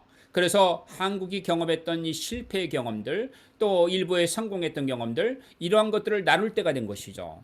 그리고 이것이 이제 소위 말하면은 상호관계, 교단은 교단 선교, 선교단체는 선교단체, 전문인 선교는 전문인 선교와 같은 관계에서 우리가 교단 선교부와 선교단체와 인도적 기관들과의 유대 관계를 통해서 통합의 시너지, 이것을 융합의 선교라고 말하는 거예요. 융합의 선교를 이끌어낼 때가 됐다는 거죠. 그리고 또 이제 후기 근대주의 선교로 우리가 이미 들어왔어요. 그리고 후기 식민주의 선교로 들어왔는데 이 두 개의 사이에서 아까 말씀드린 우리나라는 식민주의 선교가 들어오지 않고 미국 선교사나 우리나라를 지배하지 않는 선교사들이 들어오면서 기독교가 전례가 되어졌기 때문에 우리는 이 독특한 경험들을 가지고 세계교회에 나눌 수 있는 지혜가 많다고 봅니다. 그래서 오늘 우리가 나누는 주제도 이 포스트 코비드 19 미션입니다. 코로나19 이후에 일어나는 선교를 우리가 어떻게 감당할 것이냐라고 말할 수가 있는 것입니다. 저는 이 우리가 경험하지 못한 선교, 우리가 한 번도 경험하지 못한 선교는 식민주의 선교고, 또 우리가 한 번도 경험하지 못한 그 선교는 이슬람권, 힌두권, 천주교권입니다. 또 유럽의 기독교가 지금 쇠퇴를 하고 있어요. 근데 우리는 대부분 90%가 미국 선교사, 나머지 5%가 호주와 캐나다고, 그 다음에 한 불과 몇 퍼센트 안 되는 게 유럽의 선교사들이 들어왔거든요. 이름만 몇 명이지만 퍼센티지를 보면 유럽 선교사가 한국 선교사님 가운데 그렇게 많지는 않습니다. 그런데 이런 유럽의 기독교가 반기독교, 탈기독교, 그 다음에 탈기독교화를 경험하면서 기독교 쇠퇴가 놀랍게 일어나고 있습니다. 우리는 유럽도 선교지로 봐야 되는 거죠. 그리고 우리가 한 번도 동방정교회를 경험하지 못했습니다. 유럽의 기독교도 체험하지 못했고 우리가 경험한 것은 주로 미국 기독교입니다. 그리고 공산주의권에 대한 그런 것도 우리가 경험을 하지 못했습니다. 그런데 우리는 지금 4차 산업혁명 시대의 코로나 바이러스 사태를 맞이하고 있습니다. 그래서 이 코비드-19 에라 가운데서 한국교회는 무엇을 해야 될 것이냐, 이 한국교회는 이 도전 가운데 어떠한 응전을 해야 될 것이냐라는 중차대한 절대절명의 크로스로드 가운데 우리가 위치해 있습니다. 지금 한국교회는 기독교회가 쇠퇴하고 있고, 아까 말씀드린 것처럼 코로나 바이러스가 진정된다 할지라도 지금의 통계 미국은 60%가 이런 영향을 받을 거라고 말하고 있는데, 만약에 한국 기독교도 그렇다고 한다면 지금 한국 지금 교회들이 쇠퇴하고 문 닫는 교회들이 많아지고 나면 이 한국 교회의 선교는 어떻게 될 것이냐. 그리고 선교사님들이 고령화가 좀 문제예요. 10년만 지나면 50대 후반, 60대에 있는 분들이 70대 후반, 70대에 넘어가게 될 것이고요.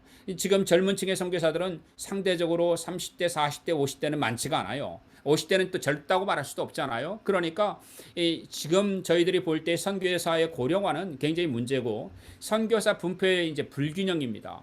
10소 40장이라고 말하지만은 우리나라하고 지리적으로 가까운 그러한 일본, 대만, 중국, 필리핀, 그리고 기껏해야 인도, 차이나 반도에 선교사들이 다 몰려 있어요. 그러니까 정작 가장 필요한 인도, 또 이슬람권, 이런 지역, 불교권 이런 곳에는 선교사님들이 많이 가 있지 않은 불균형을 우리가 지금 직면하고 있습니다. 그래서 코로나 바이러스 19를 통한 이 선교의 분석과 전략을 통한 싱크탱크가 필요한데 이 싱크탱크가 부재해요. 제가 이것 때문에 이 지금 26차 세계 선교사 대회 때문에 본의 아니게 한국 선교사의 동향을 좀 파악하기 위해서 리서치를 하다 보니까요, 전부 다 100명의 사람이 얘기해도 100명의 사람이 거의 똑같은 얘기를 해요. 깜짝 놀랐어요. 그래서 제가 왜 이렇게 얘기를 했나 봤더니 이 한국의 문화가요, 굉장히 동정문화고 단일 문화더라고요. 어떤 사람이 뭐 국민일보가 됐던 또 글을 하나 쓰면 다 똑같은 얘기고, 그 글이 어느 선교 단체를 가든 같은 얘기를 하고 있어요. 거의 똑같은 얘기를 하고 있더라고요. 그러니까 우리가 그만큼 지금 다양하게 일어나고 있는 전 세계의 전략들을 분석하거나 이러한 그런 싱크탱커나 어떤 애널리스트를 갖지 못하고 있다는 반증이기도 하더군요. 그 많은 선교 분석과 전략을 해도 어떻게 어쩜 그렇게 똑같은 얘기만 저렇게 할 수 있을까? 그래 나중엔 듣다가 이제 이 사람이 무슨 얘기할지 처음 보는 분인데도 같은 얘기를 한다는 것을 짐작이 될 정도로 같은 얘기를 하더군요. 지금 코로나19 사태를 맞이해서 한국교회에 대한 우리 스스로에 대한 선교 분석과 전략을 짜는 그런 지혜가 필요합니다. 그런데 지금 우리 한국교회가 그만큼 성숙되지 않았다는 것들을 보게도 되는 것 같아요. 그래서 또한 우리가 우리만의 선교가 아니라 지구촌 전체의 기독교 리더십과 전략적 협력을 할 때가 되어졌습니다. 그리고 우리는 이제 포커스 또는 타겟 미션 스트라테지로 가야 될 때거든요. 어떤 것을 타겟해서 그 선교 전략을 짜는. 그 다음에 교단 선교, 선교단체, 인도적 기관과의 이 시너지 효과를 낼 수 있는 융합의 선교가 필요하고요. 선교 동원과 이 선교 운동이 죽어가고 있는데 뭐 지금 우리가 알고 있는 것처럼 선교 한국이라든지 이전에 불처럼 일어나던 게 지금 갈수록 줄어들고 있고 이러므로 말미암아 대학생들 20대의 가장 중요한 곳에 이 시기에 선교 헌신을 해야 될 이런 시기에 선교사 소위 말하면 자원이 좀 많이 줄어들고 있고 그 중에 가장 큰 문제는 지금 한국 교회의 전체적인 퍼센티지의 기독교인보다도 물론 이제 한국 정부에서 발표하는 것은 한국 기독교가 한 623만이라고 얘기를 하고 있고 가장 맥시멈으로 해도 900만이 넘는다고 말하는데 뭐 1000만 성도 그러면 너무 과정이 심한 거죠. 지금 계속 한국 교회가 줄어들고 있는데 뭐 저는 제 개인적으로는 이 한국 교회의 기독교인들이 지금 얼마가 될까 하는 것은 가장 정확한 것은 교단별로 성도들의 출석과 재적을 말해서 보고한 거거든요. 그것을 총체적으로 따져봤을 때는 한 600만 명, 많이 잡아도 600만 명의 약간 후반부로 보고 봐야 될 것 같고요. 그렇게 되면 600만으로 우리가 치면은 한국 한 700만을 잡아도 지금 옛날에 뭐 한국 교회가 5만 5천 교회에 1200만 성도라고 얘기를 했는데 그것은 과장된 것이고요. 그렇게 돼본 적도 결코 없었고요. 또 하나는 문제는 뭐냐면 한국 교회가 실제적으로는 이 많은 사람들이 이제 한 뭐 1000만까지 육박을 했다가 300만에서 400만의 사람들이 천주교로 시프팅하는 수평 이동을 하는 그러니까 개신교의 이러한 여러 가지 문제점들을 보고 실망한 사람들이 다 천주교로 옮겨버리는 그래서 천주교가 오히려 부흥하고 그래서 5년이 지나고 나면 좀 천주교가 개신교를 앞설 거라고 하는 것은 뭐 거의 질문의 여지가 없는 것으로 되어버렸죠. 그러면서 이 중에 제일 큰 문제가 지금 대학생 20대 그리고 특히 대학생 기독교인들의 퍼센티지가 5%를 넘지 못한다는 거죠. 캠퍼스 선교가 굉장히 줄어들고 있어서 앞으로 20대 30대 선교 자원자가 없어지고 있다는 거거든요. 제일 큰 문제는 뭐냐면은 심지어는 어떤 선교단체에서는 우리나라의 대학생 기독교인들의 비율이 노미널을 빼면은 1%의 출석률을 갖고 있다. 이렇게 보고하는 단체도 있습니다. 그래서 우리나라가 심각한 지금 선교 동원과 선교 운동, 그리고 우리나라가 탈기독교화를 갖고 있습니다. 그럼에도 불구하고 선교의 돌파가 일어나고 추수사역은 진행될 것인데 우리가 어떻게 선교의 돌파를 이루고 추수사역을 감당할지를 기도하면서 주님의 뜻을 구해야 될 줄 믿습니다.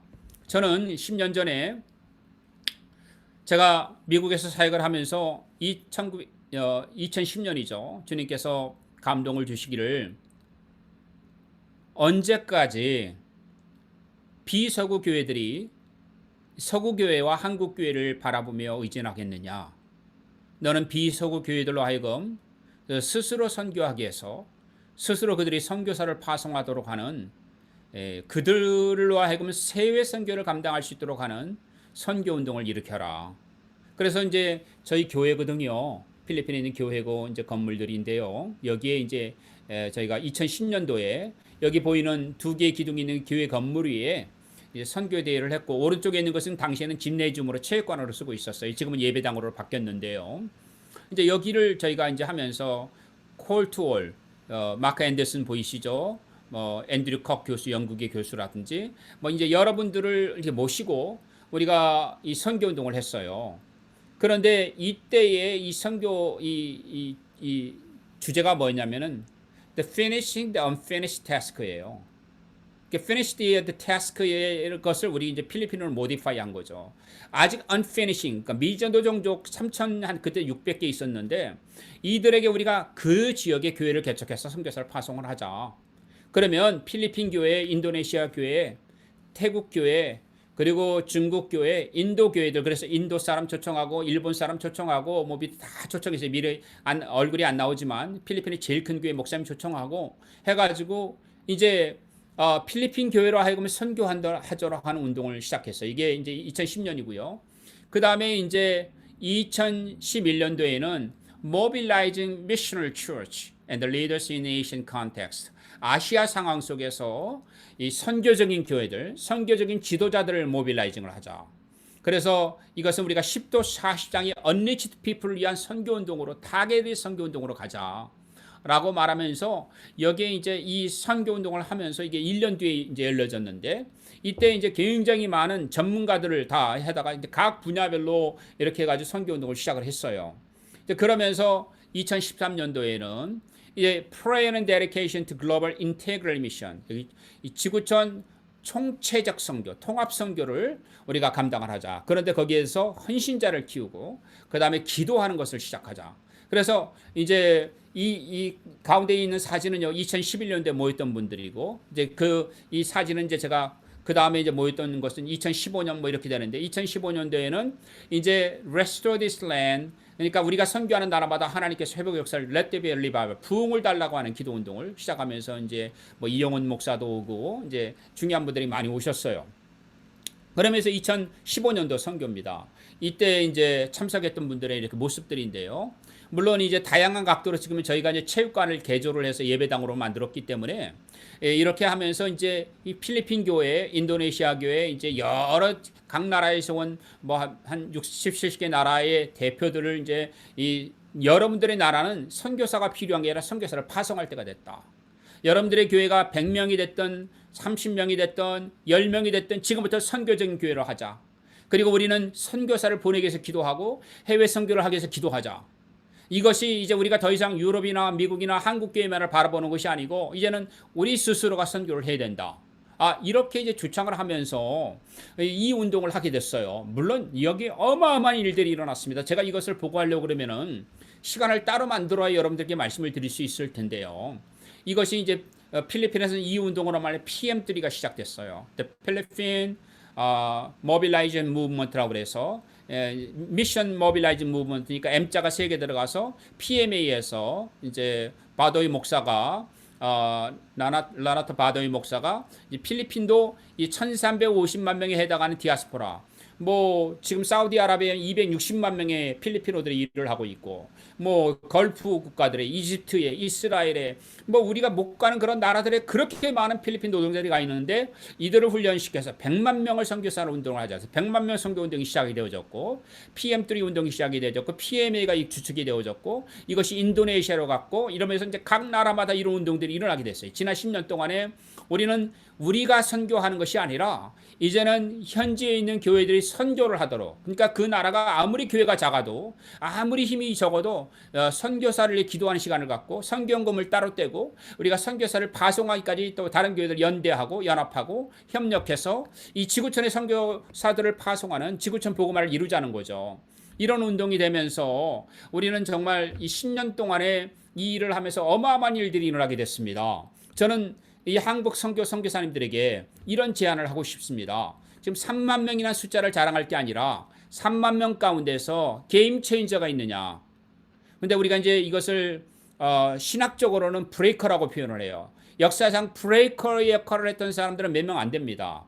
예를 들어서 조지 윗필드라든지 조나탄 에드워드라든지 또는 존 웨슬리 목사님 같은 분이 브레이커에 들어가요. 그러니까 어떤 장벽을 헐어버린 거죠. 브레이크트루를 이루었던 당사자인 거죠. 이제 그런 선교운동 가운데는 또 모라비안하고 윌리엄 캐리가 그런 브레이커 역할을 했습니다. 그러니까 이 브레이크트루, 돌파를 이루는 곳에 앞을 그냥 스피어 헤링했던 이런 역사를 이뤘던 분들이죠. 그런데 이제 한국 선교사님들이 지금 우리는 이렇게 선교사가 줄어드는 상황이 온다 할지라도 심지어는 재정적으로 여러 가지 영향이 온다 할지라도 지금 3만 명 가운데서 각 나라마다 내셔널 브레이커가 있느냐. 라오스를 완전히 바꿔서 라오스의 전체를 평가하고 라오스에 어디에 선교가 필요하고 무슨 선교 전략이 필요하고 무슨 선교 정책이 필요하고 어디에 배치를 해야 되고 어떠한 그런 분야에서 어떻게 해나가는지 하는 이 국가 전체를 봐서 그 라오스의 서기장이 와서 만나도 깜짝 놀라는 라오스에 대한 지식을 갖고 있고 베트남에 캄보디아에 또 태국에, 미얀마에, 인도에, 파키스탄에, 네팔에, 부탄에, 스리랑카에, 페르시아에 이런 나라들마다 이 사람이 완전히 그 나라를 뒤집어 엎을 수 있는 이 선교 전략가가 있느냐. 우리는 지금 질로 승부를 걸 때 이제 양으로 걸 때가 아니라는 거죠. 그러므로 말미암아 이런 선교사님이 그 나라에 있는 모든 교회를 연합하게 하고 협력하게 해서 그 에너지를 모아가지고 그 나라의 에너지가 선교 운동으로 가도록 하는 거거든요. 예를 들면은 지금 우리가 미니멈으로 인도의 기독교인이 2,600, 많게는 3,700, 4,000만이 넘습니다. 지금 이런 것으로도 따져보면은 인도네시아에서 3,500만, 많게는 4,500만까지 보고 있습니다. 필리핀은 지금 1,100만이 넘어서 1,150만을 말하고 있고 보수적인 거고 많게는 1,300만까지도 보고 있습니다. 그리고 필리핀의 교회는 이미 지금 7만 교회, 8만 교회를 넘어가고 있습니다. 한국 교회를 이미 능가했습니다. 그러니까 우리나라를 비교해도 우리나라는 교회 수가 줄고 있는데 지금 우리가 서약하는 이 인도네시아나 인도나 또는 심지어는 필리핀이나 가장 큰 것은 중국이죠. 이 중국은 어마어마한 선교의 자원을 갖고 있는 나라거든요. 뭐 1억이 넘는 거의 9천만에서 1억이 되는 지하교회 성도와 더불어서 3,500만에 하다는 3자교회가 있는 나라입니다. 그래서 이 중국을 선교 자원을, 선교 동원이 가능한 나라로 만든다면 세계 보고화가 가장 가능한 나라 가운데 하나입니다. 그래서 중국을 보고 전략을 짤 수 있는 사람. 저는 그래서 우리 왕 부장님이라는 분의 강의를 아주 기대하고 있고 저도 제가 중국에서 사역하면서 했던 것들을 나누려고 합니다. 그런데 이 중국 전체를 어떻게 선교 전략을 짜고 이들의 지금 있는 교인들을 어떻게 선교 운동을 일으켜서 그것을 할 것인가. 그런데 선교 운동을 일으키면 두 가지 이점이 있습니다. 하나는 뭐냐면 교회가 건강해집니다. 두 번째는 뭡니까? 그 나라의 교회가 부흥합니다. 아이러니죠. 선교사를 보내고 헌금을 보내고 하는데 오히려 그 나라가 건강해지고 그 나라의 교회가 부흥하는 거죠. 그래서 이러한 것들은 한국 교회가 되고 있는데 우리가 지금 한국 교회 세계 선교 세태기를 맞이하고 있잖아요. 그래서 우리는 여기에서 어떻게 이것을 돌파를 한다고 생각했을 때 저는 제가 글로벌 러닝 커뮤니티 바키 대학을 세우고 뭐 어마어마한 일을 했던 그런 커뮤니티 아주 키 리더들 세계 몇 명 안 되는 사람들 24명의 사람들만 모여서 에스테스 파크라는 콜로라도에 모여서 그림과 같은 곳에 모여서 저희들이 세계 전략회의를 해마다 몇 차례씩 결금해서 했던 것인데 가칭 글로벌 러닝 커뮤니티라는 이름을 지었습니다. 여기에서 우리가 하는 회의 가운데 하나가 있는데 이것이 한국교회 컨설팅에도 도움이 될 것 같고 많은 선교사님들 도움이 될 것 같아서 이런 방법을 사용해서 제가 오늘 분석을 해봤습니다. 저희는 각 나라별로 대표들이 오기 때문에 노르웨이, 독일, 영국, 뉴질랜드, 호주, 미국, 뭐 멕시코 이런 대표들이 오기 때문에 각 그 대표들은 그 나라 전체를 놓고 논의를 합니다. 그래서 저희가 전 세계를 놓고 이렇게 논의를 하게 되는데 네 가지 의제로 논의합니다. 1, 2, 3, 4번이 있는데요. What's working? 즉 뭐가 일이 되고 있느냐. 두 번째가 greatest success. 여기에 일어나는 가장 성공은 뭐냐. 세 번째 what's stuck? 뭐가 막혔느냐. 네 번째 biggest surprise. 여기에 가장 놀라운 점은 뭐냐. 이것을 뉴질랜드에 일어나는 것, 남아공에서 일어나는 것, 탄자니아에서 일어나는 것, 케냐에서 일어나는 것, 이란에서 일어나는 것을 그냥 5분 안에 발제를 해야 합니다. 5분 동안에. 근데 저는요. 이것을 통해서 글로벌 리더십은 너무 다르구나. 한 국가를 경영하고 전 세계를 경영했던 지도자는 다르더군요. 그래서 제가 오늘 이러한 방식으로 오늘 선교사님과 함께 이 부분을 나누고자 합니다. 지금 한국교회 무엇이 일을 하고 있느냐, 뭐가 지금 되고 있느냐. 지금 하나님께서는 전 세계적으로도 예수님을 따르는 사람들이 놀랍게 성장하고 있습니다. 그리고 1990년도에 우리가 이때에 지금 이 1990년대까지 가장 복음주의 교회가 성장을 했다가 좀 슬로우되고 있어요. 그 이후부터. 그리고 또 하나는 뭐냐면 놀랍게도 지금 이 이슬람권의 선교 돌파가 이루어지고 있습니다. 스코티시 바이블 소사이티에서 90년 동안 북아프리카 선교를 했는데 결신자가 7명이었거든요. 미국 선교가 100년 이상을 이란 선교를 했는데 결신자가 15명을 넘지 못했습니다. 그래서 우리는 이러한 수치에 대해서 겸손해야 합니다. 그런데 지금은 그렇지 않습니다. 지금은 이슬람권에 말도 못하는 돌파들이 일어나고 있습니다. 그리고 이슬람권의 그러한 하나님께로 돌아온 모슬렘들 가운데 절반 이상이 꿈과 환상을 통해서 주님을 보았다고 말합니다. 절반 이상이. 그래서 하나님께서는 이제 초자연적으로 전 지구촌 가운데서 예수님이 친히 그들 꿈 가운데 나타나시고 그 꿈 후에 나타나는 건 막을 길이 없거든요. 그리고 너는 나를 믿으라라고 말하고 이런 사람들이 스스로 교회를 찾아오는 기적들이 일어나고 있습니다.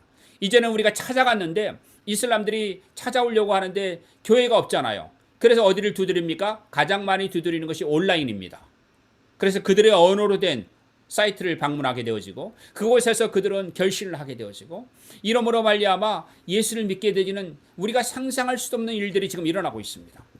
또 하나는 무엇입니까? 이런 가운데서 이제 5년 뒤에는 지금 위클리프 성교부에서 이제 성경을 번역하지 못한 게 225개를 다 마치게 되는 그것이 2025년이라고 말합니다. 그러니까 성경 번역이 완성되는 해가 되어버리는 거죠. 모든 민족의 언어로 성경이 번역되는 시기가 오는 거죠. 이 처치 플랜팅 무브먼트도 타운젠 박사의 시작이 됐다가 지금은 계속해서 일어나고 있는데 우리가 지금 지난 15년 동안 뭐냐면 2020년 올해를 기준에 지난 15년 동안에 1350개의 이런 교회 개척 운동들이 세계적으로 일어나고 있고 90%가 지금 미전도 종족을 집중하고 있고 그중에 일어나 교회 개척된 것이 인도를 비롯해서 480만 교회의 뉴 하우스 처치가 개척이 되어졌고 이렇게 해서 예수를 믿게 된 사람이 7,600만 명입니다. 그래서 지금 미전도 종족 지역에 일어나는 교회 부흥은 20% 이상을 상회하고 있습니다. 그러니까 오히려 교회 쇠퇴를 겪고 있는 유럽, 미국, 한국 이런 나라들은 줄어들고 있는데 우리가 가장 난공불락이라고 여겨졌던 지역에 교회 성장이 일어나고 있습니다. 자, 그러면 이런 무슬림 선교운동 가운데 예수님께로 돌아오는 것 가운데 가장 놀란 게 뭐냐면은 600에서 18,000명의 이러한 이름도 없는 선교 단체나 기관들이 일을 하고 있고요. 그 다음에 1800 제가 말씀을 잘못 드렸습니다. 600년에서 1800년까지는 이슬람권 선교 운동을 하는 단체가 없었어요. 제가 정정합니다. 그리고 1800년, 1900년 이제 인도네시아나 에티오피아가 두 개 참석을 하게 되고 지금은 이란, 알제리, 불가리아, 알바니아, 웨스트 아프리카, 뱅글라데시에 이렇게 이제 모슬림 선교 운동이 일어나고 있고 지금은 전 세계에 일어나고 있는데 지금 69개 이란 이슬람권 선교 운동이 일어나고 있는 것이죠. 69개 단체에. 그 다음에 인도네시아를 보게 되면은 세계에서 가장 큰 이슬람 국가죠. 그런데 여기에 8만 교의 뉴 하우스 처치가 지난 세기에 일어났거든요. 근데 뭐 한 10년 아니 15년 정도로 보고 있습니다. 그리고 여기에서도 또 뭐냐면은 얼마나 놀라웠냐면 이렇게 세워진 교회가 또 다른 교회를 개척하는. 그래서 이 15%의 인도네시아 사람들이 기독교일 거라고 하는 가장 최대치를 잡을 수도 있는 거죠. 이렇게 잡으면 뭐 4,500만에서 5천만 대한민국 인구만큼의 기독교인들이 있다는 얘기가 되기도 합니다. 그래서 지금 이 그레이트 석세스는 바로 뭐냐면은 하나님께서 이렇게 일하면서 많은 부흥을 줬는데 남반구 기독교로 지금 남반구 기독교가 선교운동이 일어나고 있고요. 인도네시아 말씀드렸죠. 지금 또 인도 대륙에서 일어나고 있는 선교운동, 중국에서 일어나고 있는 선교운동. 이것이 이제 한국을 벗어나서 중국, 대만, 그 다음에 필리핀, 인도네시아, 인도로 옮겨주고 있습니다. 그 다음에 성경 번역이 지금 계속 가파르게 상승하고 있고, 그 다음에 서부 사하라, 그러니까 사하라 남단의 그러한 아프리카가 놀랍게 성장을 하는데 1900년대에는 4%에 육박하던 기독교인들이 지금은 48%, 뭐 적게는 47%의 아프리카 전체 기독교인이 될 정도로 엄청난 부흥이 일어났고 라틴 아메리카는 천주교권에서 개신교의 부흥이 칠레, 아르헨티나, 브라질, 그다음 과테말라, 엘살바도르, 그다음에 혼두라스, 그다음에 쿠바, 자마이카, 그다음에 더 나가면은 도미니카 이런 나라들이 엄청난 부흥, 멕시코 이런 라틴 아메리카의 부흥이 일어나고 있죠. 그리고 이러면서 지금 이제 인도네시아나 인도나 중국이나 대만이 지금 가장 놀랍게 부흥하고 있습니다. 대만이. 그래서 이런 교회 성장이 가장 놀랍게 일어나고 있으면서 이제 또 그 중에 하나가 미얀마, 카친, 칭, 몽, 라후, 리수 이런 지역의 부흥, 뭐 놀라운 일이죠. 그리고 이제 버마 민족에게 지금 복음이 증거되고 있고 몽골리아, 뭐 우리나라 국교 수교하기 전에 80명의 기독교인이 있다고 공식적으로 나오고 있는데 지금은 8만 명에서 10만 명 이상의 엄청난 기독교인들이 일어나고 있고 인도 이런 나라들이죠. 그래서 어떤 나라들은 지금 굉장히 놀라운 교회 성장이 일어나고 있는데 이란, 아프가니스탄, 북한, 벨라루스, 큐바, 엘사바도르, 과레말라 이런 나라들입니다. 그리고 이 지난 100년 동안에 오순절 운동이 일어나면서 오순절 운동이 지구촌에 가장 놀라운 부흥 운동 가운데 하나였습니다. 1960년 오순절 신자는 1100만에 불과했는데 복음주의 신자들의 한 14%예요. 그런데 1990년에는 9300만이 되어졌고요. 2003년도에는 5억이 되었고요. 2020년도에는 이제 6억 5천에서 7억을 달하고 있습니다. 그러니까 이 오순절교의 놀라운 성장은 정말 타의 추종을 불허하는 것입니다. 가장 놀랍게 성장하는 것이 아프리카 국가고 두 번째가 라틴 아메리카 국가고 그 다음에 나머지 국가가 따르고 있습니다. 그러므로 말미암아 2025년이 되면 7억 4천 만 명이 오순절꾼. 그러니까 지금 현재 2020년 현재 개신교 총 인원이 6억이거든요. 그러면 오순절 신자가 개신교 인구를 앞지르게 됐느냐? 그 얘기는 정교회에서도 성령을 받는 사람들이 일어나고 있고 천주교에서도 처치리니를 무브먼트로 성령을 받는 사람들이 일어나고 있고 이집트의 곱틱 교도들 가운데서도 성령을 받는 사람이 일어나기 때문입니다. 그래서 오순절 신자가 개신교를 앞지르게 된 겁니다. 그리고 2025년이 되면은 7억 4천만의 오순절 신자가 될 것이다. 오늘 신덕식 목사님 말씀하신 우리가 성령이 아니고서는 사역을 할 수가 없습니다. 성령이 아니고서 우리가 선교할 수가 없습니다. 성령이 아니고서는 우리가 아무것도 할 수가 없습니다. 우리는 성령 충만해야 되고 성령님께서 보내시는 곳에 가야 합니다. 그런데 그럼 우리가 뭐가 막혀 있느냐? 지금 교회 간의 분열이 심합니다. 세계는 크게 WCC, WEA로 분열되어 있고 또 그 안에 또 분열이 되어 있습니다. 그리고 해방신학이 지난 2차 세계대전 이후에 가장 큰 문제였고요. 그 다음에 우리가 unreached people을 사역하는데 limited resource를 여러 가지 자원들이 제한되어 있었습니다.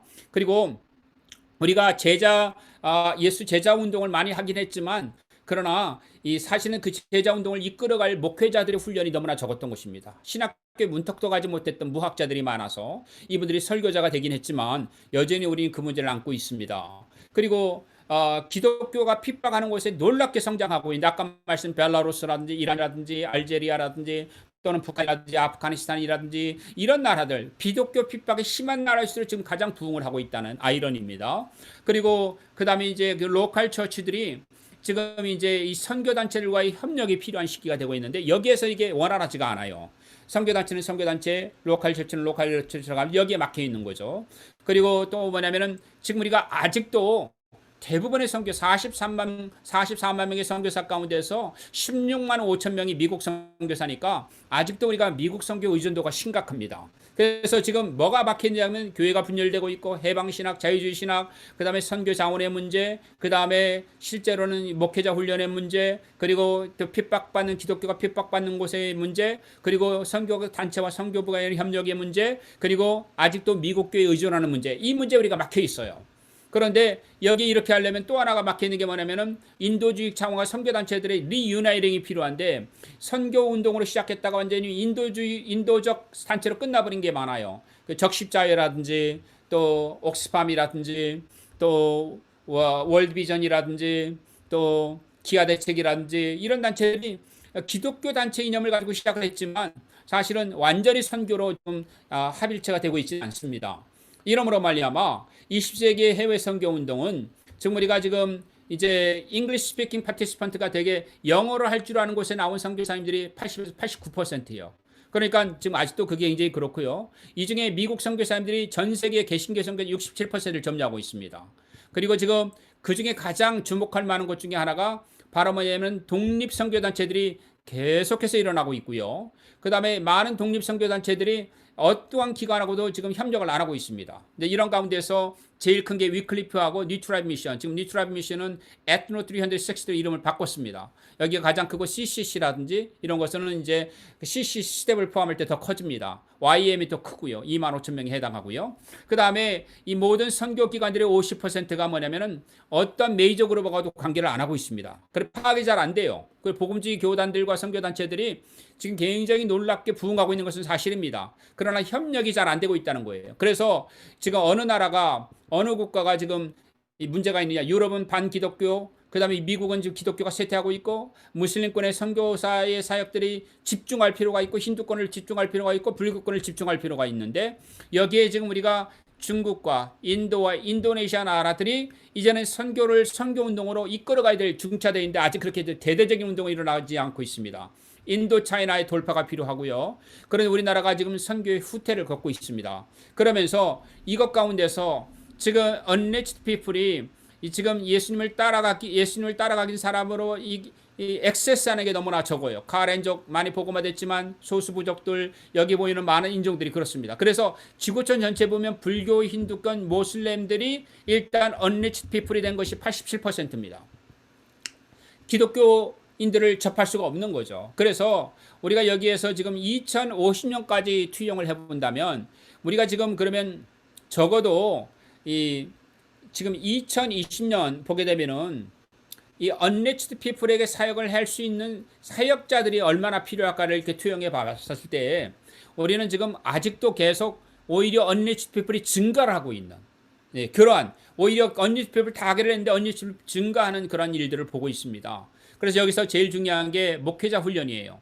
그래서 아까 말씀드렸지만 이제 각 선교사님들은 개척 선교보다는 이제 사령관으로서 그 나라 전체를 보고 뭐가 부족하면 뭐가 what's working 잘 되는 것은 그쪽으로 집중하도록 그 교회를 도와주고 what's stuck up 뭐가 막혀 있으면 막혀 있는 것을 뚫어주는 일을 해야 되고 이렇게 그 다음에 막혀 있는 것 중에 하나가 이제 목회자 훈련인데 이 목회자 훈련을 우리가 집중을 해야 합니다.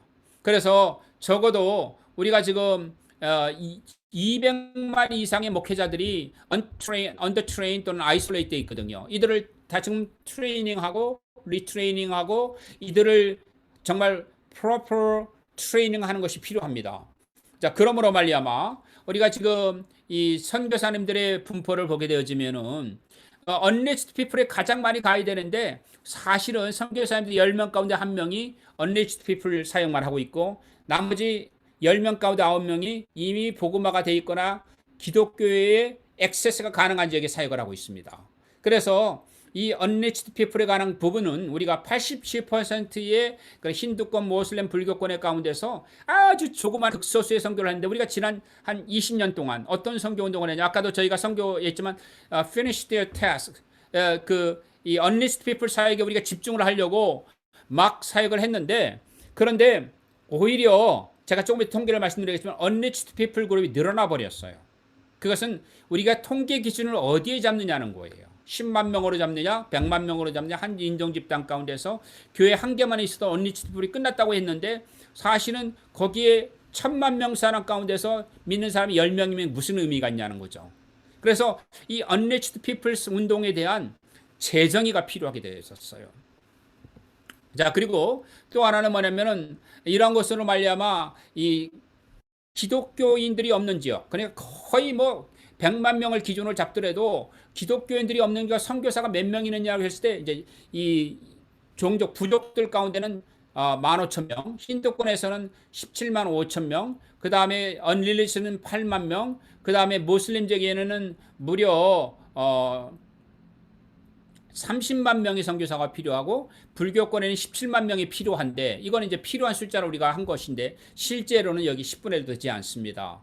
그래서 이런 것을 한번 좀 비교 분석을 하기 위해서 이것은 조슈아 프로젝트 그 다음에 이제 The Finish the Task 여기에서 이제 본 자료를 제가 여러분과 함께 공유합니다. 제가 만든 자료가 아니고 방금 전에 있던 자료들도 조슈아 프로젝트나 또는 The Finish the Task에서 나왔던 자료들을 여러분과 함께 나눈 것이고 그 자료들을 지금 2020년 현재 시각에 가장 최근에 나와 있던 걸 업데이트해서 여러분과 함께 나누는 것입니다. 그래서 여기 unreached people에는 이제 오레곤의 포틀랜드에는 인구가 58만 명인데 교회가 448교회예요. 미국의 인디애나폴리스의 교회를 보니 인구는 85만 2천인데 교회가 511개예요. 알라바마의 버밍햄이라는 곳에는 도시가 21만 2천 명인데 교회가 459개예요.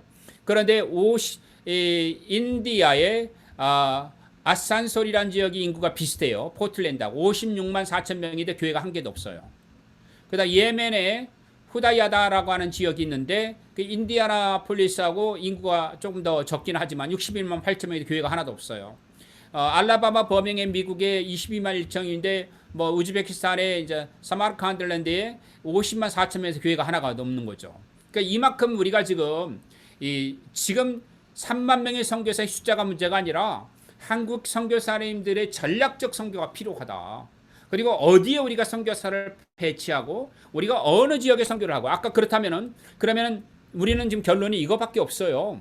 내가 사역하는 곳에 있는 교회를 선교적 교회로 동원하든지 아니면 앞으로 나오는 선교사들의 모든 에너지는 이제 우리가 진짜 선교사가 필요한 쪽으로 이제 방향을 턴하는 이런 운동이 필요하다는 겁니다. 그래서 우리가 지금 Unreached People에 필요한 선교사 가운데서 10명 가운데 1명이 Unreached People의 사역을 안 하고 있다는 것을 다시 이제 이렇게 종합적으로 말씀을 드렸고요. 그럼 뭐가 가장 놀라운 일이냐? 가장 놀라운 건 코로나 바이러스입니다. 왜냐하면 이 코로나 바이러스로 말미암아 지금 지구촌에 지각 변동이 일어나고 있어요.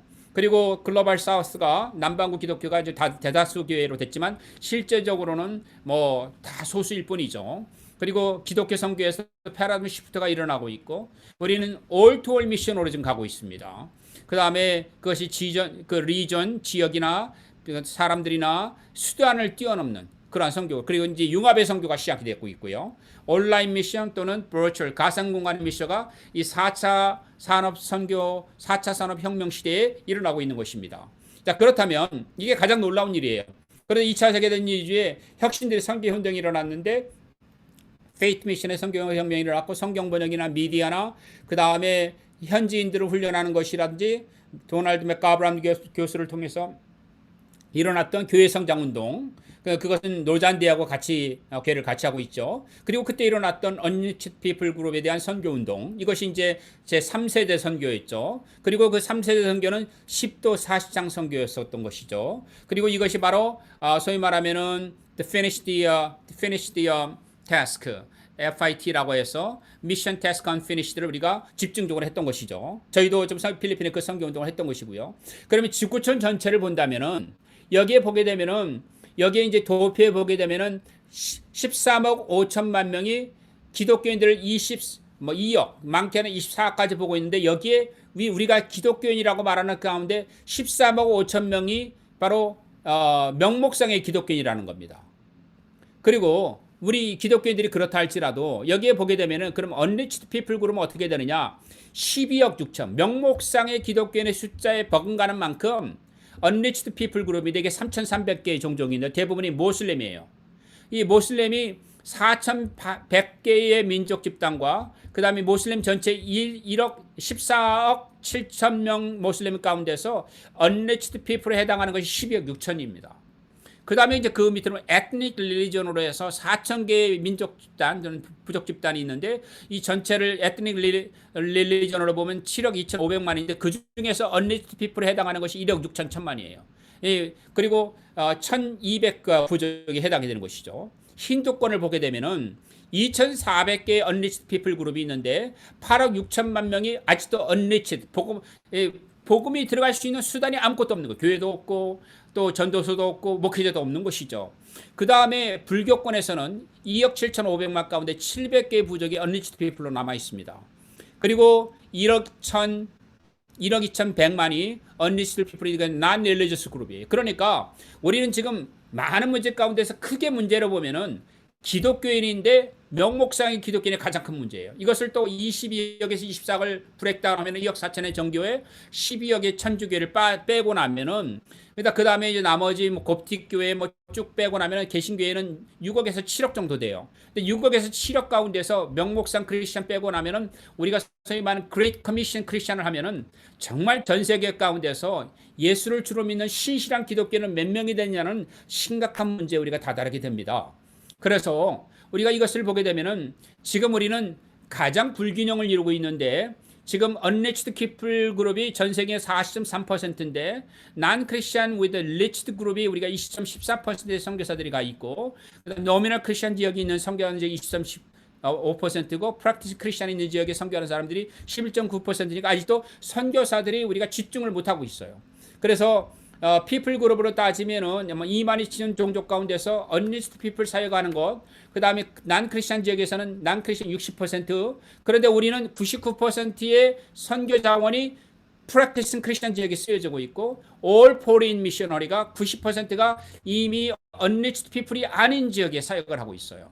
그러니까 이 모든 지구촌의 선교 자원, 헌금, 11조 이런 것들이 99%가 이미 기독교인들이 있는 지역에 쓰여지고 있고 1%만 언리치드 피플에 사용되고 있고 모든 해외 선교사님들 가운데서 90%가 미전도 종족이 아닌 지역에서 사역을 하고 있습니다. 그래서 좌측의 도표를 보게 되면은 이것이 지금 전 세계 가운데서 이게 얼마나 지금 무슬림권, 힌두권, 에트닉 그룹, 불교권 이런 지역의 선교사가 필요한데 그쪽 지역은 안 가고 있고 우리가 지금 이런 것 가운데서 오히려 리치드된 지역의 90.4%의 자원이 오히려 지금 이런 리치드 미전도 정도가 아닌 전도가 가능한 지역에 하고 있는데 그것을 따져보니까 그 지역이 40억이에요.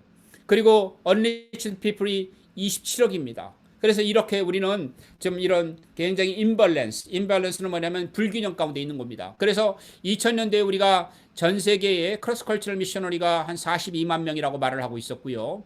그런데 지금 2020년도에 42만 5천 명인데 5천 명이 늘었다고 말하고 있죠. 그런데 미국과 유럽은 선교사가 굉장히 많이 줄었어요. 그럼 어떻게 5천 명이 늘었느냐? 라틴 아메리카, 브라질, 아르헨티나, 칠레 선교사를 파송하고 있어요. 브라질이 한국을 앞질러서 3만 8천 명을 파송하고 있습니다. 내년에 4만 명을 앞두고 있습니다. 그 다음에 나이제리아, 케냐 이런 나라에서 선교사를 파송하고 있습니다. 그리고 아시아 일부 국가들도 시작을 하고 있습니다. 이러기 때문에 선교사가 오히려 북미 그리고 유럽에서 주는 것만큼 남반구에서 일어났기 때문입니다. 그리고 모든 피플 그룹 가운데서 우리가 unreached people 그룹, 그 다음에 reached, minimally reached 그룹, superficially 표피적으로 reached 그룹, 그 다음에 부분적으로 reached 그룹, 그 다음에 significant reached 그룹을 나누게 된다면 이 전 세계 우리가 지금 필요한 것 가운데서 17,300 unreached people 가운데서 우리는 그것을 전략화해서 사역을 할 필요가 있다는 것이죠. 자, 그리고 그러면은 지금 언리치드 피플이 얼마냐라고 하면 언리치드 피플은 7,400개 언리치드 피플이 있고 32억이 있다고 말을 합니다. 그 다음에 이것에 있는 지역을 이제 50개 언리치드 피플이 가장 많이 있는 지역을 하면은 중국의 이제 뭐 지역들, 그 다음에 또 인도 차이나, 인도, 중앙아시아, 그 다음에 중동, 그리고 북아프리카 이런 지역입니다. 이 지역들이 지금 이렇게 돼 있는데 이것이 15억에 해당이 되고요. 그 다음에 이 지역의 가장 큰 50개 그러한 미전도 정도 가운데 이들의 인구는 1,000만 명 이상이 되는 사람들 그룹을 따졌을 때 이렇다는 겁니다. 근데 여기에는 아직도 이들에게 복음을 증거할 수 있는 어떠한 시스템도 구축이 안 돼 있다는 거예요. 자, 그렇기 때문에 우리가 이런 지역에 7,400 언리치드 기플에서 6명 가운데 5명이 여기에 사역이 필요한데 오히려 우리는 반대가 되고 있는 거죠. 그럼 아시아를 한번 잠깐 보면은 이제 54% 인구 가운데서 아시아에 살고 있는 이 가운데서 언리치드 피플이 아시아의 75% 있고요. 이 언리치드 피플 그룹 가운데서 전 세계 85%가 언리치드 피플에 있고 피니싱 피플 그룹의 79%가 아시아에 있고요. 이것이 이제 릴리저스 글로벌이 가장 난공불락의 지역이다. 그래서 이 모슬렘 지역, 힌두 지역, 불교권이다. 이 동그라미 안에 다 들어가 있어요. 우리가 이것을 해야 되는데 한국과 필리핀과 인도네시아 세 개 나라가 오히려 여기에 딱 있습니다. 그래서 저희는 한국과 필리핀과 인도네시아가 같이 협력을 해서 이 좌측에 있는 나라들을 복음화하는데 우리 힘을 쏟아야 될 것입니다. 그렇다면은 이 언리치드 피플은 40도 40장이 몰려 있고요. 그 다음에 이 10도 17,400 피플 그룹 가운데 아직도 7,400이 언리치드 피플로 이렇게 몰려 있는데 가장 집중화된 것이 아까 동그라미 원에 있다는 거죠. 그리고 이 언리치드 피플이 바로 우리 옆집에 있는 것입니다. 그래서 우리가 이제는 전통적 선교에서 이 전통적 선교에서 선교의 개념이 바뀌어져야 된다. 여기에 모든 파워와 기금과 인적 자원 이런 것들을 여기에 집중을 해서 추수를 해야 될 때가 왔고요. 그 다음에 이제 우리가 이것을 do it yourself 트랜스로 이제는 이 전통적으로 선교 훈련하고 파송하는 게 아니라 모든 크리스천들을 선교사로 만들고 모든 크리스천들이 선교로 인해서 기도하고 선교사로 만드는 각 나라마다 선교 운동이 일어나야 된다는 겁니다. 그것이 do it yourself 트랜스로 바뀌어야 된다는 거죠. 그리고 내가 못 나가면 파트너십으로 바뀌는데 이 파트너십이 바로 뭐냐면은 unreached people을 위해서 집중하는 방안으로 나간다는 겁니다. 제가 시간이 없으니까 이런 것들 가운데서 이제 융합의 선교로 나가야 되는데 융합의 선교라는 게 바로 뭘까요? 융합의 선교는 이제 홀리스틱 미션, 그 다음에 이제 인테그럴 미션, 그 다음에 이제 미셔널 처치, 그 다음에 이제 IT 또는 ICT 미션, 그 다음에 디지털 선교, 스마트 선교, 4차 산업혁명 선교를 얘기를 합니다. 이런 것들이 어찌 보면은 이 총체적 선교는 사실은 뭐냐면은요, 이게 그 홀리스틱 미션이 왔던 것은 이 선교단체와 교단 선교부 그리고 또 집중적으로 전문인 선교가 함께 못했거든요. 그래서 이런 것들을 이제 커뮤니티 디벨롭을 통해서 같이 하자라고 총체 선교가 왔다가 인테그럴 미션은 뭐냐면은 어떤 것이 필요할 때 다 같이 연합해서 하는 통전적 선교를 바뀌었다가 그 다음에 이렇게 보니까 결국은 교회 체질이 the missionary movement at our door front로 바뀌었거든요. 그러니까 한국에도 수많은 외국인들이 오고 있어 각 나라가 다 선교가 되고 있는 거예요. 그래서 선교적 교회로 바꾸자. 그 다음에 이제는 선교의 문턱을 이런 모슬렘, 힌두권, 불교권들이 IT가 가능하다. 디지털 선교가 가능하다. 그 다음에 이제 스마트 선교로 건너가면서 이 4차 산업 선교가 바로 뭐냐면 지난번에 제가 강의했지만 융합을 해주자는 겁니다. 그래서 융합은 뭐냐면 각 영역을 하나 만드는데 이것을 캐리라고 하는 분의 이분의 얘기를 통해서 우리가 보게 되면은 복음을 전하는데 모든 영역이 함께 연합하자. 그 다음에 성경을 그 나라 언어 하는데 성경을 번역하는 위필가 있다면은 우리는 이제 이것을 다운로드 받은 앱을 만들어 가지고 각 나라 언어로 듣게 만들고 설교를 듣게 만들고 이렇게 하는 중앙아시아에서 힌두권에서 이런 서약들이 가능하다는 거예요. 이러므로 말미암아 디지털 교회가 가능한 처치 플랜팅. 그 다음에 이러므로 말미암아 난 크리스천 리전에서도 그 릴리전 지역에서도 굉장히 놀라운 제자 훈련이 가능하고 그리고 그곳에 비록 사역자가 없어도 오히려 선교사들이 수많은 분들이 그들을 사역사를 훈련할 수 있는 시스템을 구축한다는 겁니다. 그리고 아직도 교육을 못 받은 많은 고립되어 있는 사람들을 이렇게 이제 이러한 그 디지털 선교가 가능하도록 커넥티드 월드로 연결을 해줘서 미션 미니스트리 트레이닝을 한다는 겁니다.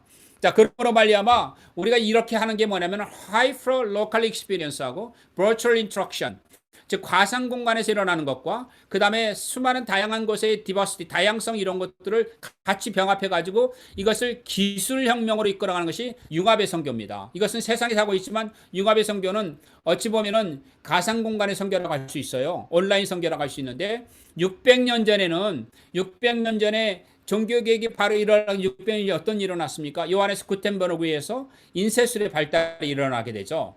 인쇄술은 뭐냐면 사람들이 듣도 보지 못했던 정보들, 지식들을 활자를 통해 보게 되어지는 혁명이 일어난 것입니다.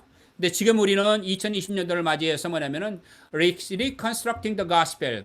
그러니까 4차 산업혁명 시대 이후에 이러한 디지털 온라인을 통해서 복음을 전할 수 있는 길이 열려지는 이러한 새로운 혁명의 시대를 맞이했고요. 이것이 바로 미디어 영역 가운데 영화라든지 드라마라든지 또는 다양한 형태의 그러한 인터테인먼트 인더스트리를 통해서 그러한 우리 복음을 전할 수 있는 길들이 열려지게 된 것입니다. 그러면서 이제 우리가 이 복음을 전할 수 있는 수단들이 많이 일어났어요. 그래서 이것을 이 책도 제가 소개해드리면 뭐 데니엘 스타우트라든지 또는 그 슬람 벤 론더, 렐리헌 이런 분이라든지 여기 오른쪽에 보면은 크리스 앤더슨, 크라울리 뭐 이런 분들의 책을 보면은 뭐냐면 복음을 증거할 수 있는 매개체들이 많이 늘어나는데 그 중에 가장 큰 것은 아무래도 미디어인 것입니다. 그래서 우리가 여기에 보게 되면 미국을 보게 되면 미국에서는 뭐냐면 소셜 미디어 유저가 미국 시민 가운데 77%를 점유하고 있고 그다음에 블로그를 사용하는 사람들이 지금 1억 4,100만 명 미국에서 그리고 미국에는 100만 개의 블로그가 있는데 매일매일 이제 지금 블로그가 또 만들어지고 있고요. 그다음에 뭐냐면은 전 지구촌으로 3억 4,600만 명이 블로그를 읽고 있고요.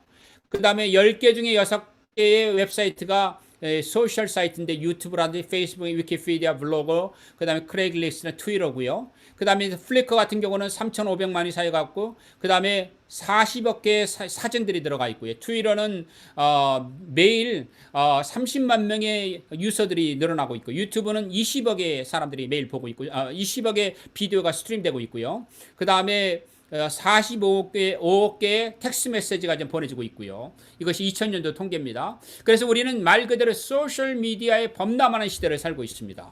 자, 이게 2010년도의 통계인데, 그래서 소셜이란 말은 뭐냐면은 사람이에요. 미디어, 커넥터. 말 그대로 사람을 커넥터.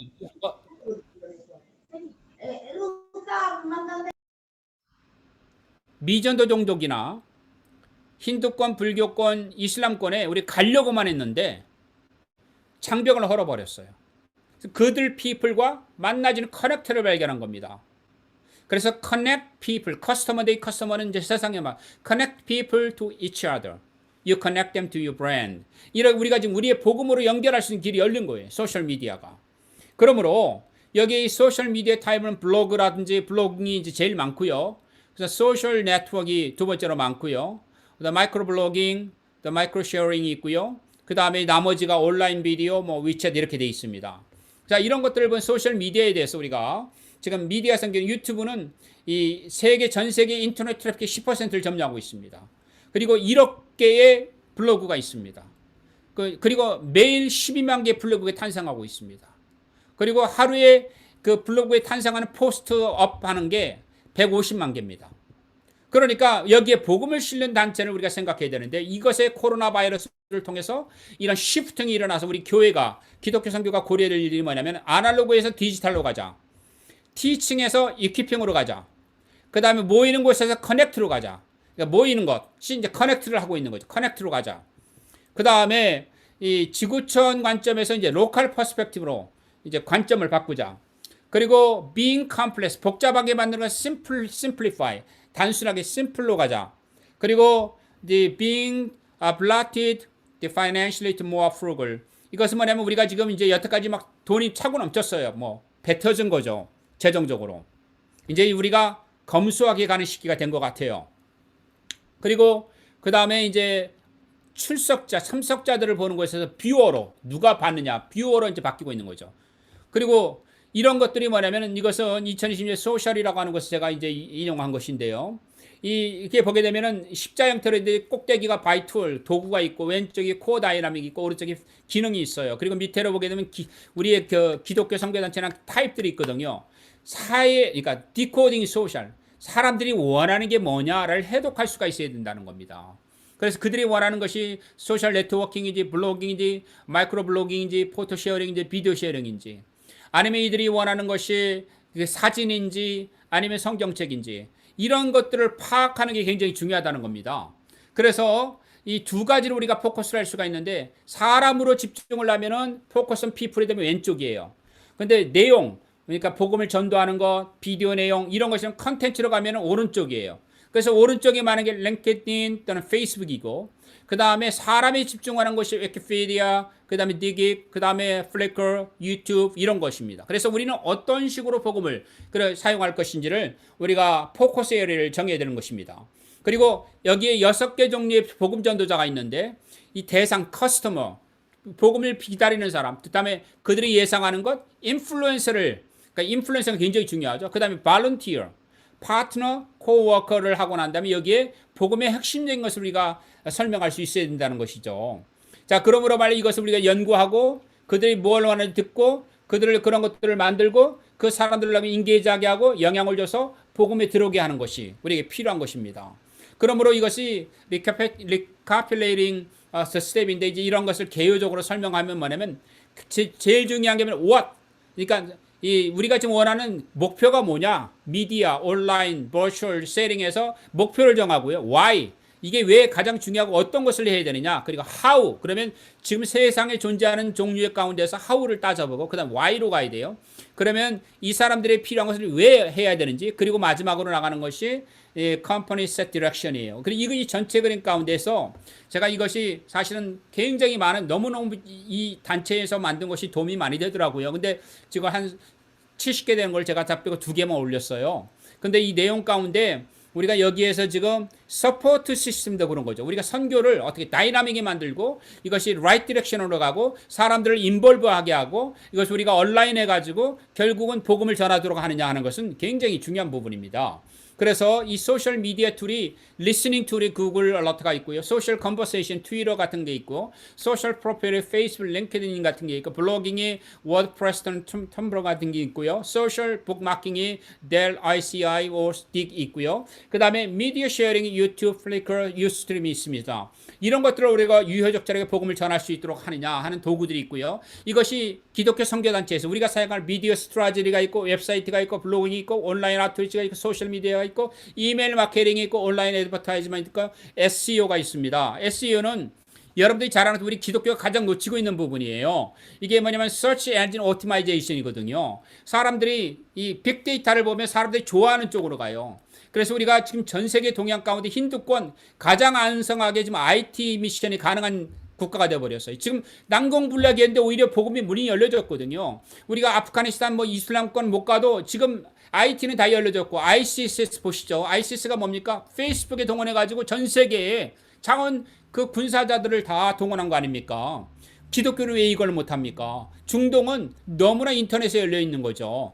그래서 이것을 가지고 우리가 search engine optimization 이걸 우리가 사용할 때가 된 거예요. SEO가 굉장히 중요한 하나의 그런 것들이 된 겁니다. 그래서 우리는 여기에서 이 미전도 종족에 대한 사역도 이제는 우리가 융합의 선교, 그 다음에 디지털 선교를 갔을 때 중국, 인도네시아, 중앙아시아, 일본, 그리고 중동, 그 다음에 북아프리카, 인도, 그 다음에 대인도, 그 다음에 태국과 인도, 차이나 이 지역에 우리 타겟을 한다면 마지막으로는 이 지역을 이렇게 우리가 한번 다시금 융합의 선교, 그러니까 융합의 트로디션에서 어떻게 새로운 미션 패러다임을 이루고 융합의 선교를 이루고 그 다음에 ICT 디지털 미션으로 가느냐. 이렇게 그러면 이렇게 소셜 미디어와 소셜 미디어 미니스트를 이룬다는 게 뭐냐? 2015년만 해더라도요. 이게 첫 번째로 우리 지구촌의 인구 가운데 10억의 인구가 페이스북에 들어갔어요. 하루 만에. 그리고 이게 바로 뭐냐면은 이제는 과거 얘기가 된 게 뭐냐면 이제는 20억 인구가 이제 먼틀리 이것을 사용하게 되고 있고요. 소셜 미디어를 사용하는 사람이 지금은 30억이에요. 그 다음에 그러니까 점점 늘어가는 30억의 소셜 미디어 사용 가운데서 에브리데이 2시간을 하는데 코비드-19는 이렇게 이제 늘어났다고 제가 지난번에 말씀을 드렸습니다. 그래서 이게 뭐냐면은 이 사람들이 실제적으로는 복음의 문으로 스스로 찾아오게 돼버린 이런 결과가 된 거예요. 그래서 우리가 많은 사람들이 이제는 기독교인이건 비기독교인을 막론하고 소셜미디어에 수많은 시간을 우리가 쏟고 있습니다. 그래서 이것을 어프로치하는 방법이 있는데 first finding, 맥박이 어디에 뛰고 있냐, 가장 역동적으로 활동하고 있는 어디를 발견해야 되고요. 그 다음에 이것을 통해서 온라인에 우리가 그것을 만들면은 오프라인, 지역교회나 이런 곳에서 커넥트를 할 수 있는 계기를 만드는 거예요. 온라인에서 커넥트된 사람이 교회로 올 수가 있게 되는 거죠. 이러므로 말미암아 이것이 복음을 광범위하게 뿌리게 되고 disciple development가 하다. 그러니까 이 broad scale seed sowing은 뭐냐면은 씨를 뿌리는 작업을 미디어에 하는 겁니다. 다양한 방법으로. 그래서 제자 만들기가 가능하다. 자, 그렇다면 우리는 그 중에 또 하나가 게임이에요. 그래서 전 세계 가운데서 이제 지금 이 소셜 미디어나 이게 쭉 보게 되면은 여기에 뭐 비디오나 여러 가지 쭉 있는데 이 지금 세대의 4분의 1 정도가 게임에 완전히 많이 사람들이 몰두하고 있다고 합니다. 그런데 종교가 게임에 있는 것은 이 정도밖에 안 되는 거죠. 그래서 우리 기독교가 지금 10대, 20대를 잡기 위해서는 게임 체인지를 해야 되는데 이 게임에 우리가 게임 플랜을 가지고 기독교 복음을 전가하는 것이 소셜 미디어 센싱이에요. 그 센싱은 뭐냐면 아이들이 좋아하는 것으로 만화도 만들고 이렇게 해서 아이들이 좋아하도록 복음을 전하고 예수님의 스토리도 만들고 이렇게 해서 만드는 것이 게임 체인지를 통한 왼쪽의 그림인데 이것을 통해서 실제로 미 공군에 이용한 것이 게임을 이용해서 이를 실제로 걸프전도 한 것이 이게 미국 공군에서 나온 겁니다. 그러니까 이 게임이라고 하는 것이 게이미피케이션, 게임화라고 하는 것이 이 컴퓨터에서 만들지만 사실은 뭐냐면 이들이 실제 생활에 전쟁에도 쓰고 있는 거거든요. 마찬가지로 우리는 10대, 20대 아이들을 복음으로 끌어들이는 방법들을 우리 강구를 해야 되는 아주 절대절명이 그런 위기 가운데 있습니다. 소셜 미디어, 모바일, 아이클라우드, 빅데이터, 제너레이션 컴퓨터 이것을 전체적으로 합병하는 것이 뭡니까? 융합의 선교고 이것이 바로 뭡니까? 버추얼 미션 제너레이션이고 이것이 4대 선교입니다. 그러므로 말미암아 우리는 전통적인 선교 아까 말씀드렸죠. 제도적이고 그 다음에 아주 위계 질서가 분명하고 그 다음에 또 우리가 보게 되면은 여기에 실로우드는 뭐냐면은 이제 굉장히 수평적이고 그 다음에 직선적인 리니어 그 다음에 또 프로세스 컨트롤링 그 다음에 이제 이 셀렉티브 그러니까 어떤 것을 축출해 나간 것이죠. 이런 것을 보게 되면 이런 트래디셔널 선교에서 우리는 소셜 미디어 쪽으로 가야 된다. 소셜 미디어로 가려면 우리가 어떻게 해야 됩니까? 사랑하는 여러분. 지금 저희들이 가장 중요한 것 중에 하나가 바로 뭐냐면은 뭐니 해도 지금 저희들은 선교 가운데서 지금 제4, 4차 산업 선교를 위한 선교에 우리가 가장 집중을 할 때가 된 것입니다. 그러면은 우리가 여기에서 지금 또 하나 중요한 것 중에 하나는 네트워크라는 컬래버레이티브 협력하는 것, 그다음 커넥티드 연결하는 거죠. 그리고 그다음에 반응해주고 아웃풋 서포티브 랜덤은 이제 여러분 아시겠지만 무작위로 하는 거잖아요. 이것을 옮겨주고 있는 거예요, 선교에. 그래서 이 선교 형태가 열리면서 이것을 소셜미디어를 사역을 하기 위해서는 우리가 여기에서 세 개 영역을 우리가 좀 같이 병합을 하자. 충격과 효과를 주는 것, 적용해 주는 것, 그다음 특징들. 그래서 이 소셜미디어 특징들은 아래에 보시면 네트워크, 오픈니스, 쉐어링, 복음 전도가 가능하고 핵심이 가능하고 호스트 서비스가 가능하고 인터랙 서로 상호 이렇게 교환이 가능하고 소셜 엘리먼트가 있고 이런 것이라면 글로벌이 가능하다면 그다음에 이제 임팩트는 뭐냐면 어떤 특별한 지역에 뭐 IT라든지 이런 쭉 가고 그다음에 이것을 어플라이하는 방안들 이런 것들 우리가 같이 융합의 선교로 가야 되는 겁니다. 그래서 세상에서는 이것을 뭐냐면 owned, earned, paid media라고 그래요. owned는 돈을 주고 사는 거예요. 그 다음에 그것을 효과를 얻어지는 거예요. 그 다음에 이제 paid가 있는데 이것은 이제 뭐냐면 그만큼 어떤 광고나 그런 분야만 이제 돈을 주게 되는 거죠. 이것이 이제 이 paid media하고 owned media하고 earned media를 합정한 것이 converged, 융합의 미디어거든요. 그러니까 우리는 좀 융합의 선교를 감당할 때가 된 건데 이제 예를 들어서 우리가 페이드 미디어를 여기 해가지고 여기 한 이 페이드 미디어 가운데서 예를 들어서 이것을 갑자기 명성이 일어나면 돈을 안 주고도요 수많은 사람이 몰려들어가지고 여기에 복음을 듣기를 원하는 것이죠. 이것을 입소문이라고 그래요. 그러니까 굉장히 우리가 지금 소셜 미디어는 복음을 전하기에 놀라운 일들을 가지고 있습니다. 그래서 4차 산업대의 이 구시대에서 신시대로 가고 있으면서 이제 이 생체적이고 디지털과 실제적인 세계가 병합이 되어지면서 선교의 새로운 운동으로 우리가 나가게 되어지고 이러한 것들이 결과적으로 뭐냐면은 이제 슈퍼 휴먼이 들어가고 그 다음에 증강현실의 어떤 인간들의 잡이라든지 새로운 잡들이 일어나고 그 다음에 육체적으로 하는 잡들은 줄어들겠는데 선교 현장도 앞으로 이렇게 바뀔 것입니다.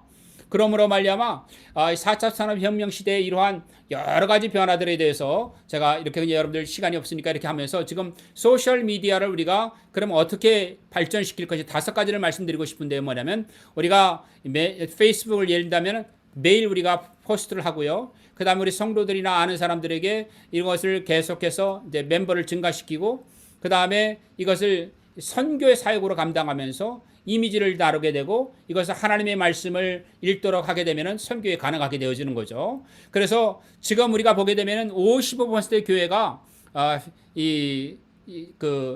페이스북을 하고 있는 성도를 갖고 있대요.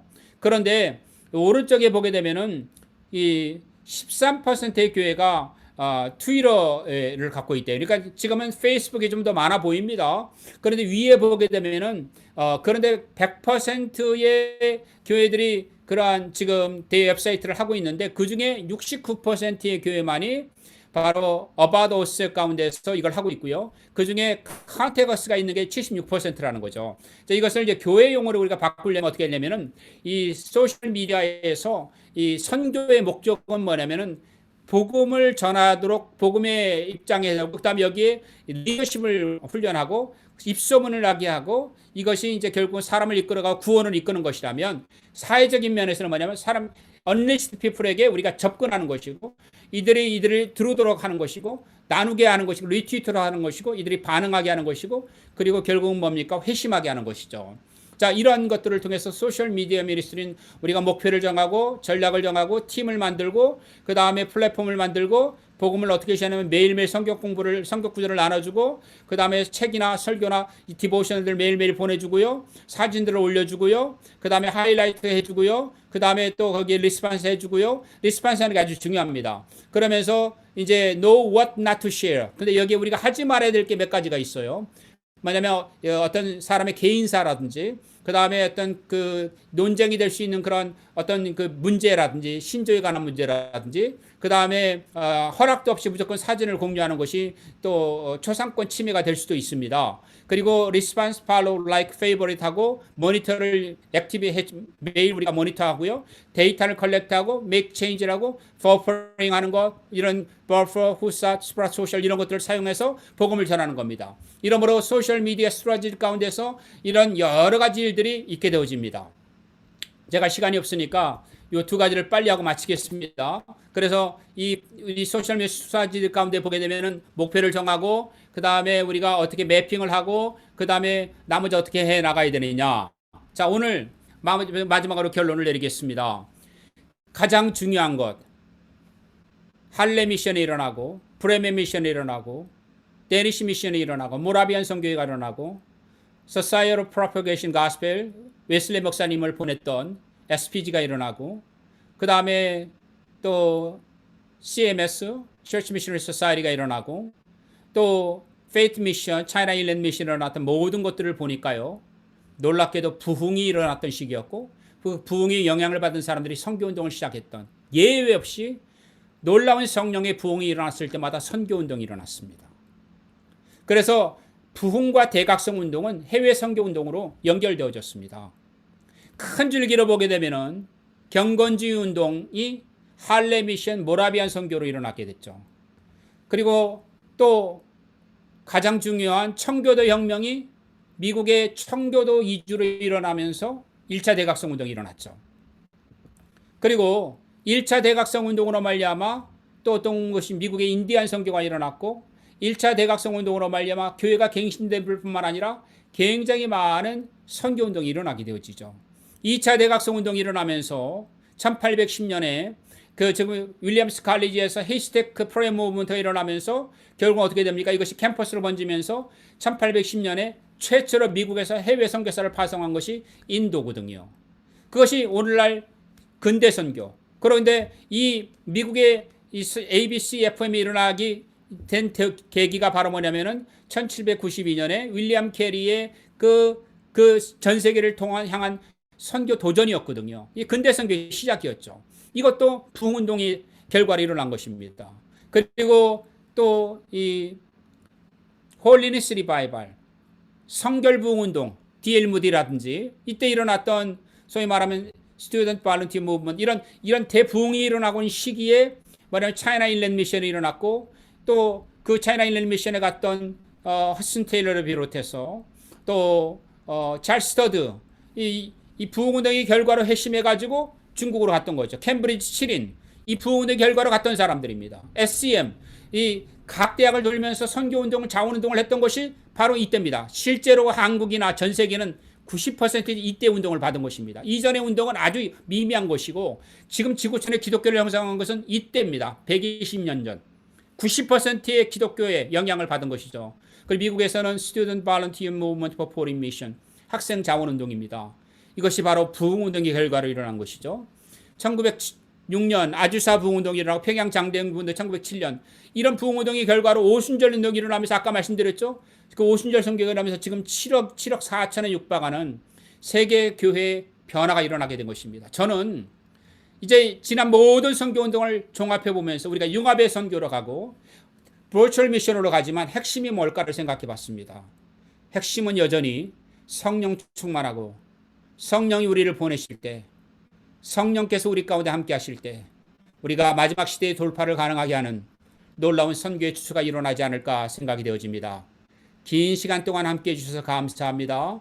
또 여러분께서 이렇게 많은 시간 동안 함께 해주시고 또 경청해 주심에 깊은 감사의 말씀을 드립니다.